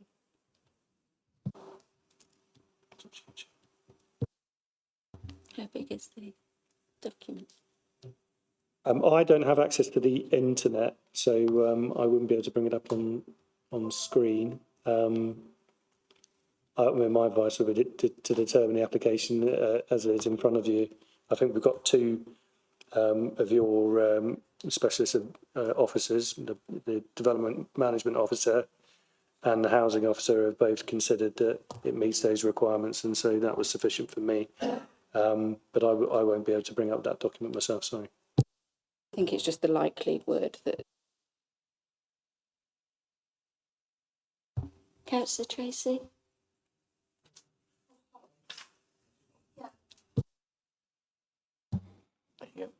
Sorry. I can't get my head around this. I didn't think it was a Carol. I thought it was a home for Star 66, the last people who are in there. Right. Am I right in thinking with the bedrooms and all that, obviously they'd be sold privately, and then the person living in there could sell and sell to anyone, so we're going to lose the status what it is. I'm talking myself through this. Would children be admitted into this home, into the to the flats and what's being built? Would that cater for children as well? Or is it, I can't get my head. So they would be market units, and so it would be.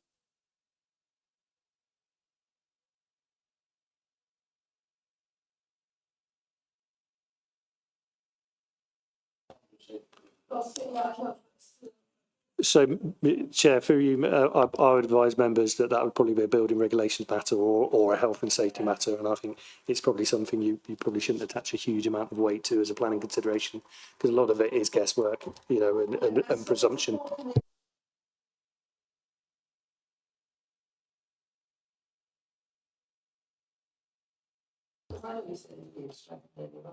Yeah. So so through you, Chair, the balconies are for use as balconies in the normal way.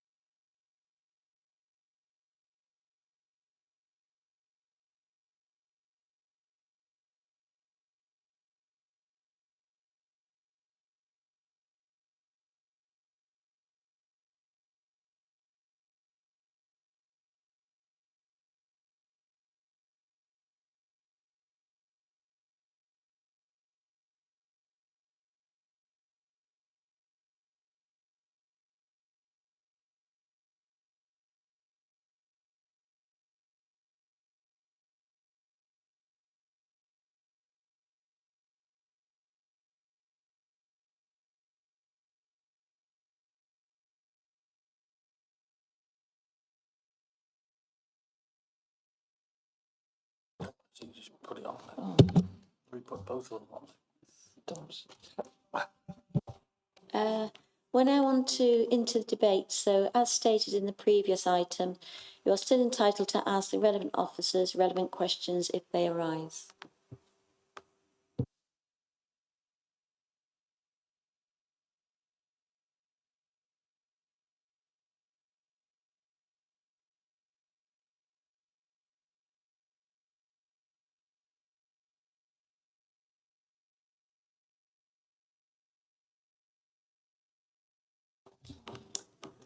Councillor Harris. Yeah, so as debate, I think Jerry is a good application. I'm happy to support it. The only thing I would change about it is the condition 12 hours of work. So I'd like to propose that we amend that condition to be on the Saturday. So instead of starting from 7:30 to 1 p.m. to be a 9 a.m. start, and then extends the end time to 2 p.m. Other than that, I'm happy to support.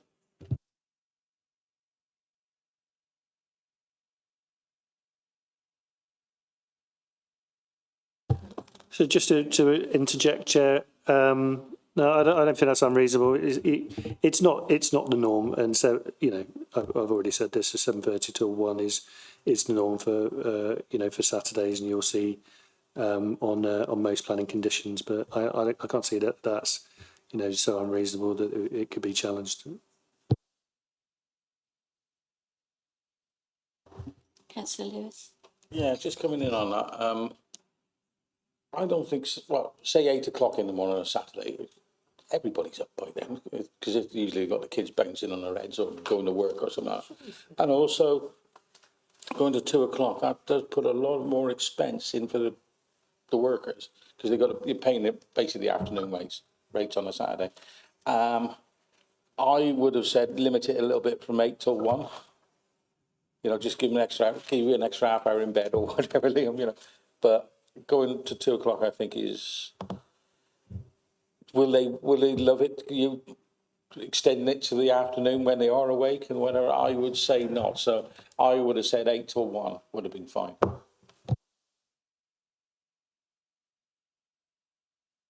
Councillor Tracy.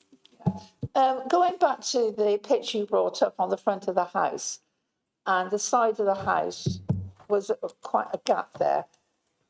Are they thinking of building out that way? No. Okay, you've answered my question. No, so that would be a gap there. And how high? Am I thinking the roof's going to be higher?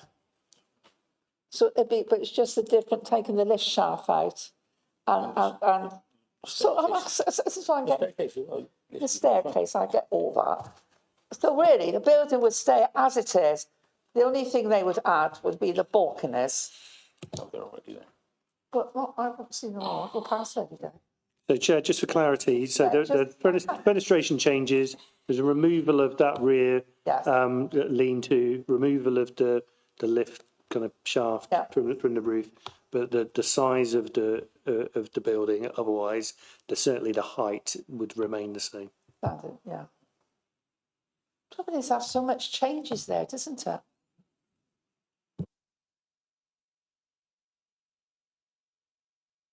Councillor Alistair James. Thank you, Chair. So my biggest grievance with this is the omission of affordable houses. The likely of the saying that it's likely it wouldn't be approved for affordable housing, and I know what this council's like. It doesn't go through things in detail, so I don't think it's down to the developer for sure. I think it's down to in-house, and I am going to support this application, and it's not down to the developer with regards to that affordable housing. I'm just going to ask to have a review, an internal review of all the paperwork that based the vacant property, because only nine and a half months ago, the property was given a planning decision for 5 number 4-bed residential units for a care home. So technically it hasn't been vacant, it's been through the processes of the planning process, which does take a while. So obviously the owner of the property has been engaged in developing the property. It hasn't been vacant, as in abandoned. So there's the words abandoned for the legislation, and this was just vacant, but under ownership of a proactive developer who got guidance and planning and got his planning passed, application 2201-255 in November last year. So it shows that the development was going through. But that said, that's not the developer or the architect's fault. That's that of the councils if they've issued no affordable housing when really they probably should have done. So I'm gonna look into that. But off the basis of that, there's a massive housing need in our city. I do think the development is slightly greedy with regards to, I think in the bedrooms, I think there's a report somewhere that says that there's showers in the bedrooms. Yeah. When really there should probably be less flats and some separate bathrooms with showers in. I haven't looked at that completely because it's about the external planning, and that's probably down to a building control issue, not planning. So I was thinking of deferring it to look into the affordable housing, because we should have affordable housing, especially in Kingsholm, in the centre of our city. We should be able to offer young students and people making their way up their ladder to be able to get on the property ladder, given the prices of property in our city. And I think that is really, really needed, and that's sort of a big grievance for me that that's not in here. Obviously, developers are going to push the margin, they're going to push the profit margin, which is only natural. It's not being greedy, it's just business. But I think this is a failing on the city council side, so I will be looking into that, and that's not to take away from the developer, they're just following legislation. So I'm going to support this, and I'm just going to cut to the chase and just say, should we go to the vote, proposing that it's accepted? If anyone wants to join in. Councillor Stephanie Chambers. Thank you, Chair.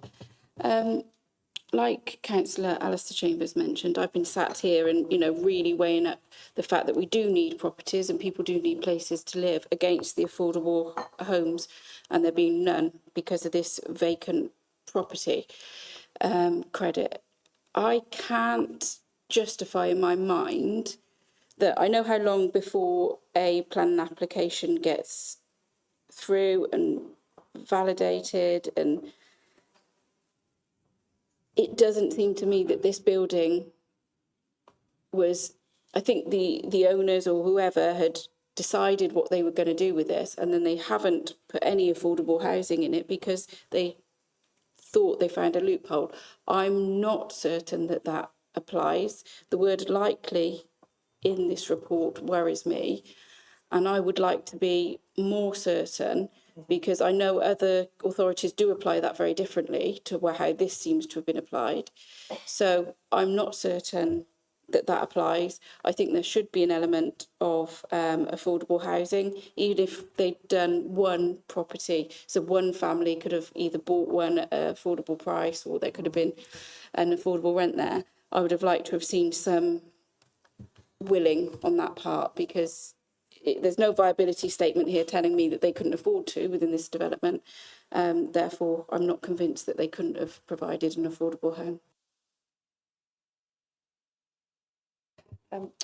Through you, Chair, I do appreciate the concerns that are being raised, but obviously it is a government policy, a government guide. The guidance has been issued on this, that in these cases vacant building credit will apply. It's to encourage, as the officer's already said, it is to encourage the development of existing vacant buildings and their redevelopment to bring them back into use. So it's not something the council can't just override that and say, no, we want affordable housing here. If the vacant building credit applies, then it applies, and it removes that requirement for affordable housing. I do appreciate your concerns about how it's been assessed, but I would just add that the guidance obviously sets out what the requirements are. They're not particularly a high burden. What you will find is that some local authorities, they've brought in their own guidance in addition to what the national guidance says, and some authorities actually impose higher burdens and higher requirements that applicants have to comply with. I don't believe that's the case here with Gloucester. I don't think they've got their own guidance on this, so we can't insist on anything higher than what the national guidance says. So that's what we're bound by in considering whether or not it applies in this case. The developer has submitted quite detailed information in their planning statement to consider why it applies, and it's obviously been assessed by the officers. I think the use of the wording in the report is perhaps just a little bit confusing here, and perhaps just cast some doubt on that, but it's perhaps just a misuse of wording perhaps in the report rather than the fact that it hasn't been assessed.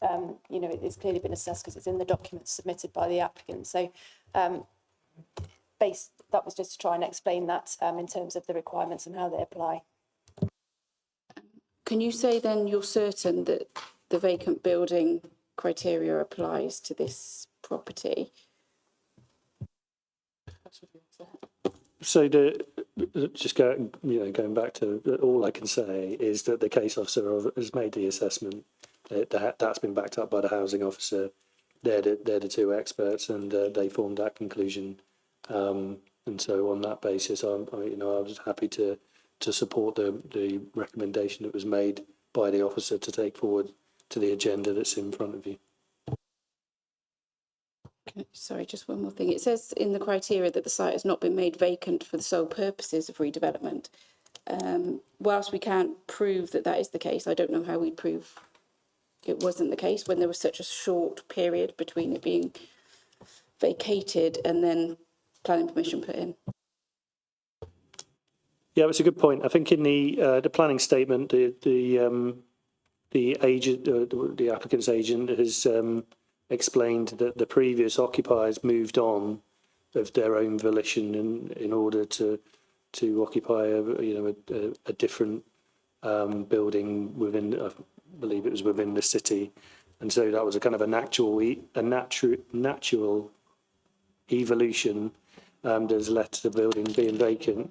The building's been vacant for 13 months now, and as it's been explained now, part of the reason for the vacant building credit is to stop buildings from deteriorating, for brownfield land or brownfield buildings from falling so much into disuse that the purpose or the opportunity to repurpose is then missed, and the building needs to be replaced.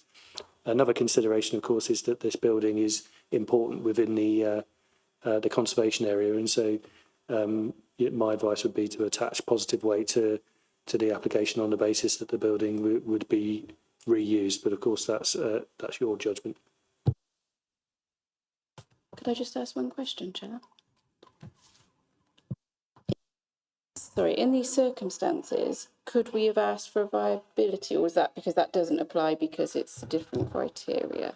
So it wouldn't matter whether this was very, very profitable or not. The criteria just states it's for the vacant building. Right, okay. So, Chair, the viability assessment and the submission of one is within the applicant's gift. So it's for them to decide how much profit they're looking to make, and they make that calculation. And that's all obviously on books behind closed doors. And then if they decide that it meets the low end of the threshold for percentage of profit, then they can enter viability discussions with the council.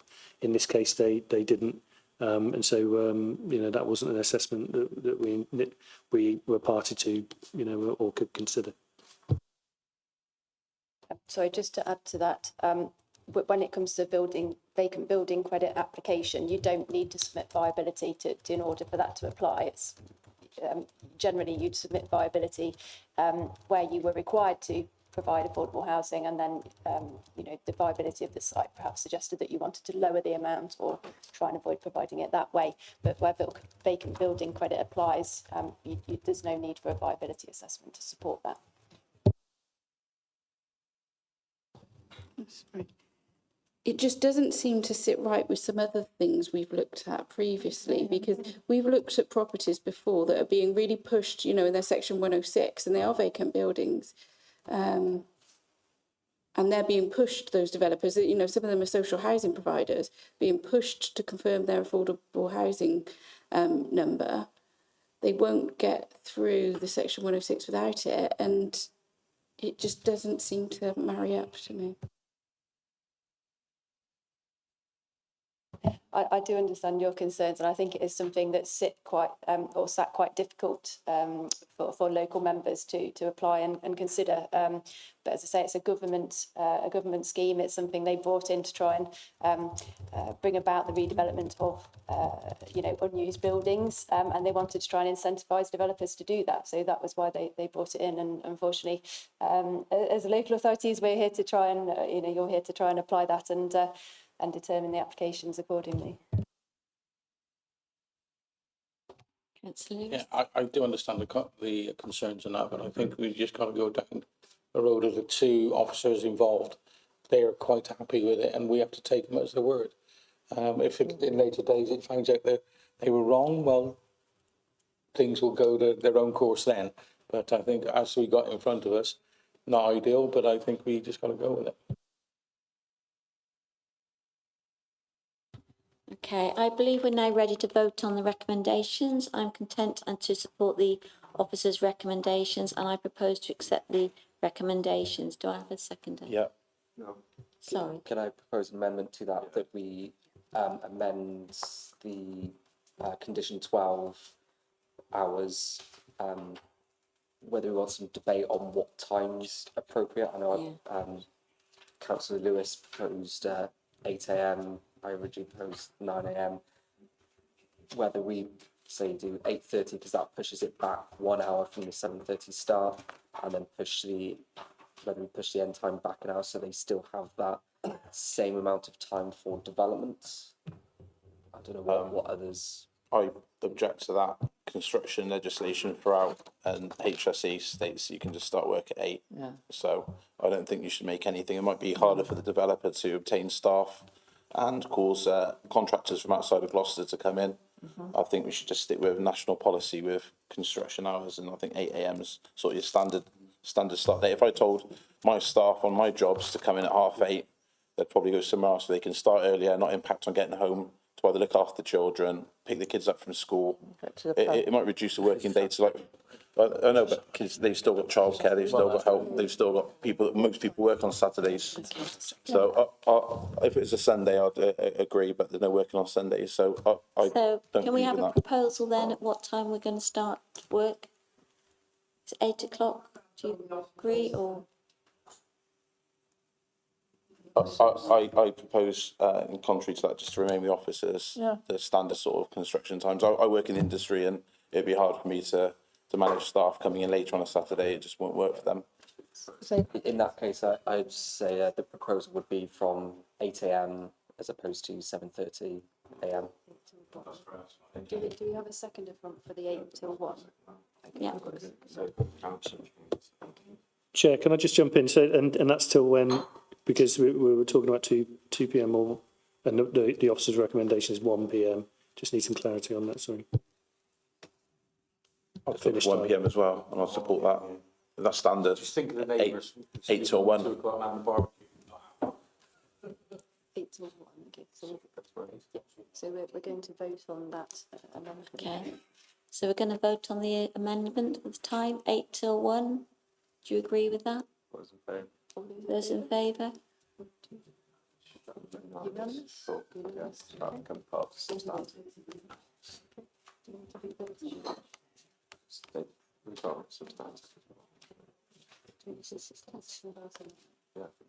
So we just need to re-vote on that, and we'll just say that, so now we've got officer recommendation with, so we now need, so we need to take the vote on the officer recommendation with that amendment as Okay. approved. So we're now going to vote on the officer's recommendation with the amendment to the conditions. Do I have I propose to accept the recommendations. Do I have a seconder? Thank you. All those in favour? All those in favour?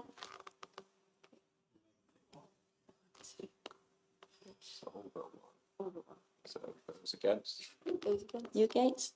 You abstain? Pam, are you for the application? Abstaining.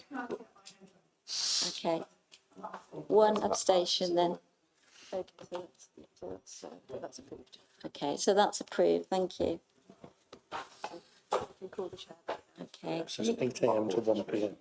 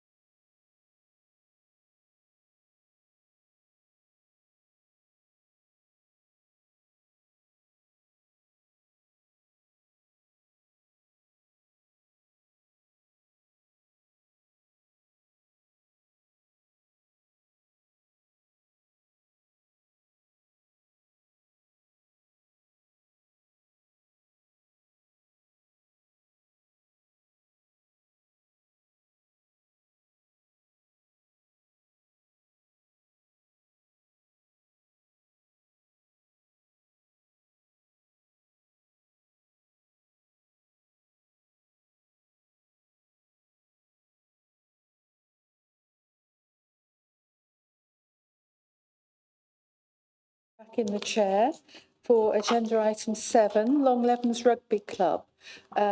We have, it's the third substantive item, so I'll ask the planning officer to introduce the report.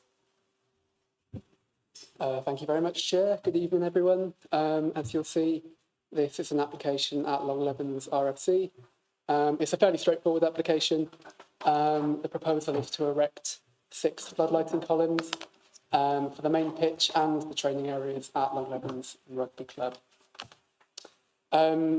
This first slide just clarifies the reason for the application being determined by the committee.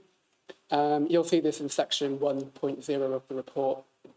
Just the reason is that it's on council-owned land, and a couple of objections have been received, so it meets one of those automatic triggers within the Constitution. This slide just briefly gives an overview of the site location plan. So you'll see the screenshot on the left shows the red line area to which the application relates, and then the blue line area denoting the land also within the same ownership, so that of the City Council. We've got the equivalent aerial view on the right-hand side. So many of you will know this. It's Long Levens Recreation Ground, just to the north of Longford Lane, and to the east of the Milestone School. And the red line area just forms sort of the bottom left or the southwest corner of the site where you've got that main rugby pitch there. Again, some of you might know this site. These are just a couple of photos taken. So the first one on the left from the junction of Oxtall's Way and Longford Lane. So that's looking sort of northeast, I suppose, towards the application site, just over the hedgerow and over the trees. And then that second one on the right is just showing the rugby pitch. We all know what a rugby pitch looks like, so no need to linger on that, I suppose. So as I said, the application is fairly straightforward. It's simply to erect 6 15-metre tall floodlighting columns and floodlights, of course, around the pitch. So you'll see here a fairly logical arrangement of 6 floodlights, 1 at each corner of the pitch, and then a couple, or 1 either side of the halfway line, just set a few metres away from the pitch in a fairly logical location. You'll see the green arrows just sort of denoting the direction of the light. So primarily the proposal is to illuminate the rugby pitch itself, but also the floodlighting columns would be available to illuminate the areas immediately north and south of the pitch, mainly for training purposes, as I understand it. These are some elevation drawings. We all know what floodlights look like. These would be 15 metres tall. You see some slight variation in the number of lights on each column. That's just for various reasons, just to illuminate different sections, etc. In support of the application, the applicant submitted a variety of sort of technical plans depicting the extent of the light spillage. The one that I've included here is just the most intuitive. So this just shows the extent of where that light spill would be directed onto the pitch. So you can see, as I said previously, that it would basically be directed onto the pitch and the areas immediately north and to the south, in that southwest corner of the wider recreation ground. These 2 photos here show the western and the southern boundary habitats. The reason I've included these is simply because you'll note within the report that there's some discussion of the ecological implications of the floodlighting and the illumination, particularly to do with nocturnal species, bats mainly. And these were the boundary habitats, so the hedging and the tree lines immediately to the west and to the south. So along Longford Lane and on the boundary with the Milestone School. And you'll see in the report that it's concluded with the latest revised illumination strategy, which was based upon, preliminary ecological appraisals and bat surveys and the like, that the ecological advisor is content that the illumination wouldn't have an adverse impact upon the species that reside in those boundary hedgerows and trees. Then this penultimate slide just shows the nearest residential neighbours. So you'll see in the report that the conclusion reached is that there would be no adverse amenity impacts upon residential neighbours, and that's echoed by the the external environmental health consultee. These photos, the top two, just show the nearest residential neighbours to the south on Longford Lane. If you measure that from the location of the southernmost floodlights, it's a good 50 or 60 metres, if memory serves. And then right to the north, beyond the rugby pitch, that photo at the bottom is looking north beyond the rugby pitch towards White Beam Close in the very distance, but that's a good 150 metres away, give or take. And you'll note that condition 3 limits illumination hours from 3 o'clock until 9 p.m. From Tuesday to Saturday, so there wouldn't be any illumination outside of those hours, including none at all on on Sunday and on Monday.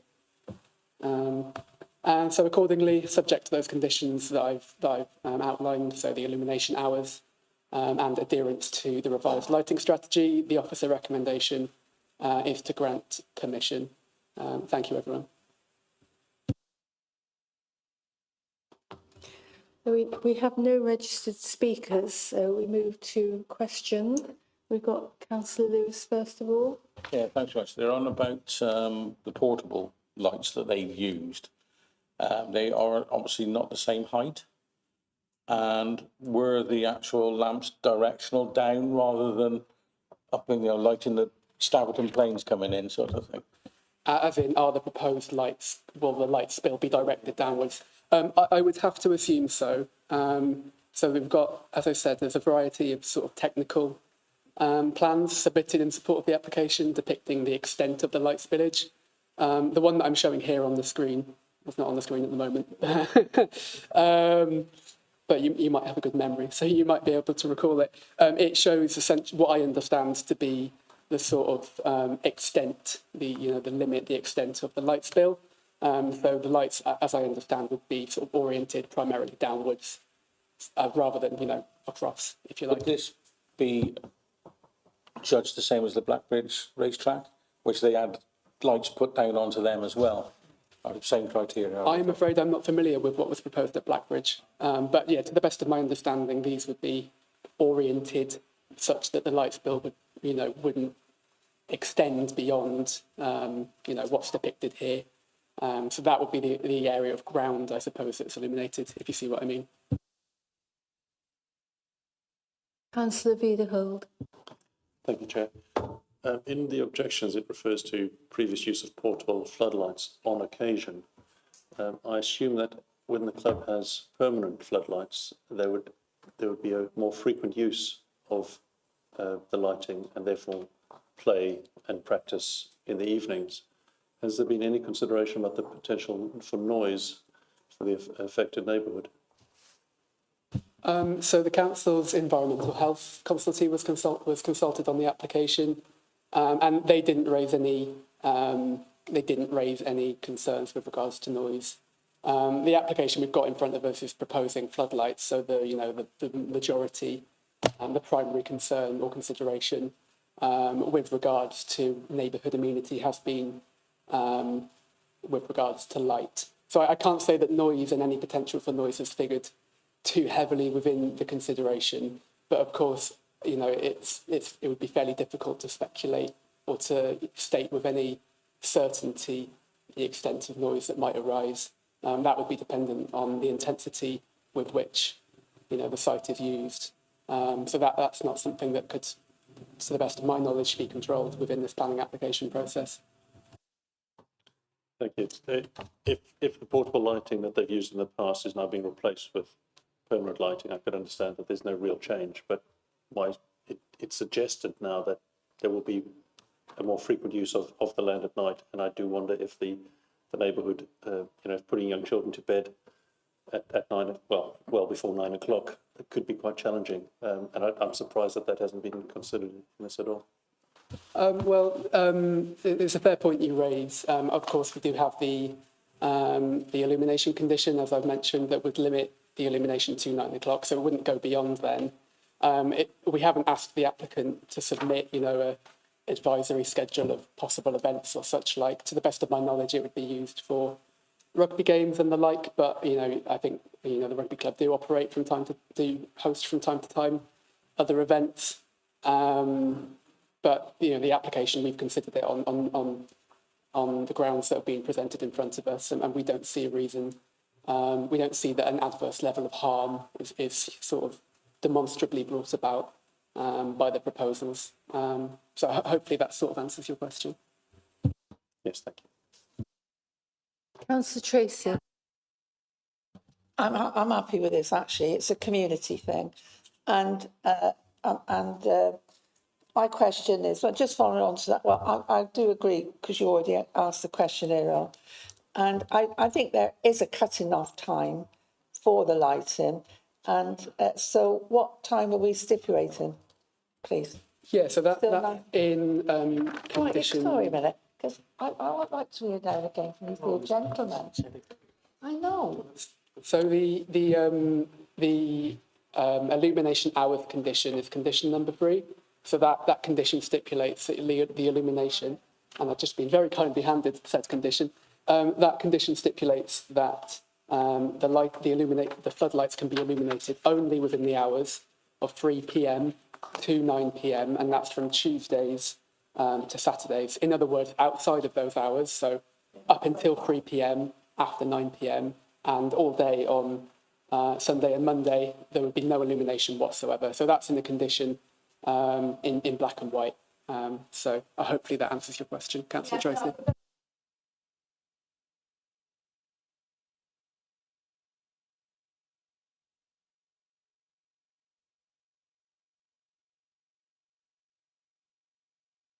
Councillor Vidahill. Noting that they'll be using more electricity now for the lighting, could we stipulate that they erect solar panels and batteries so that we don't have an impact on the environment due to increased use of electricity? The test of any condition as set out in the NPPF is it necessary to make the application acceptable? When we were looking at the application, in terms of policy compliance against the city plan, the joint core strategy, etc., it doesn't strike me that there's any single policy within those policy documents against which we could insist on that type of provision. So whilst undoubtedly, that would be a community benefit and a benefit in environmental terms, needless to say, in terms of what is it necessary to make the application acceptable, the instinct on my part would be no. But I appreciate the suggestion, of course. Thank you. Earlier, I was very pleased to see that solar panels were part of an application, and I do appreciate it's not part of our current policy. Perhaps we need to look at that in the future, but it's nothing we can do about it now. Thank you. Any more questions? We can move on to debate now, please. Councillor Chambers, Stephanie Chambers. Thank you, Chair.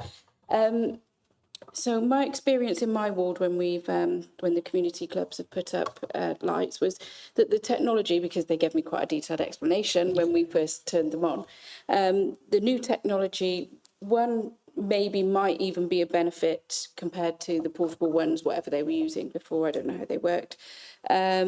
But two, they really were specifically directed, and the technology was so much better, so there was less light spill than anything that was there previous.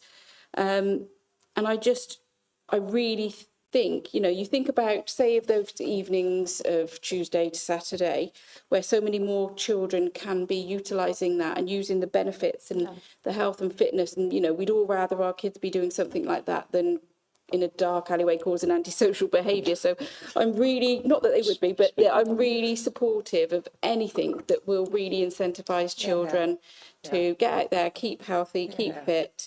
And even if there is some slight light spill and inconvenience to the community, I think the added benefit just outweighs anything.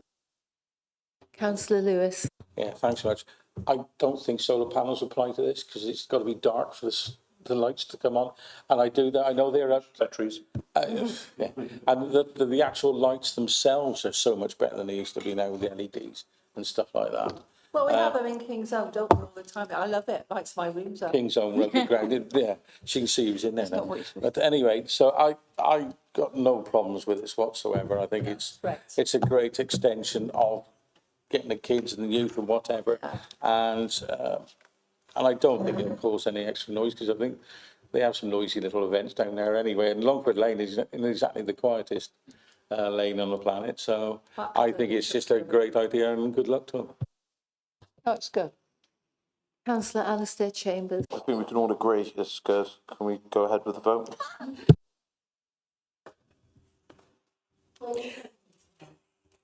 Thank you, Councillor Alistair Chambers, for your nudge. I think we can now move on to a vote. Can you all raise your hands if you're in support of this application? Oh, sorry. Oh, we need. I'm proposing. Thank you. And everybody voting now, please. Everybody. Just raise your hands again so we can just see. Up again, please. Sorry. Unanimous. Unanimous, thank you. Thank you very much. That's unanimous.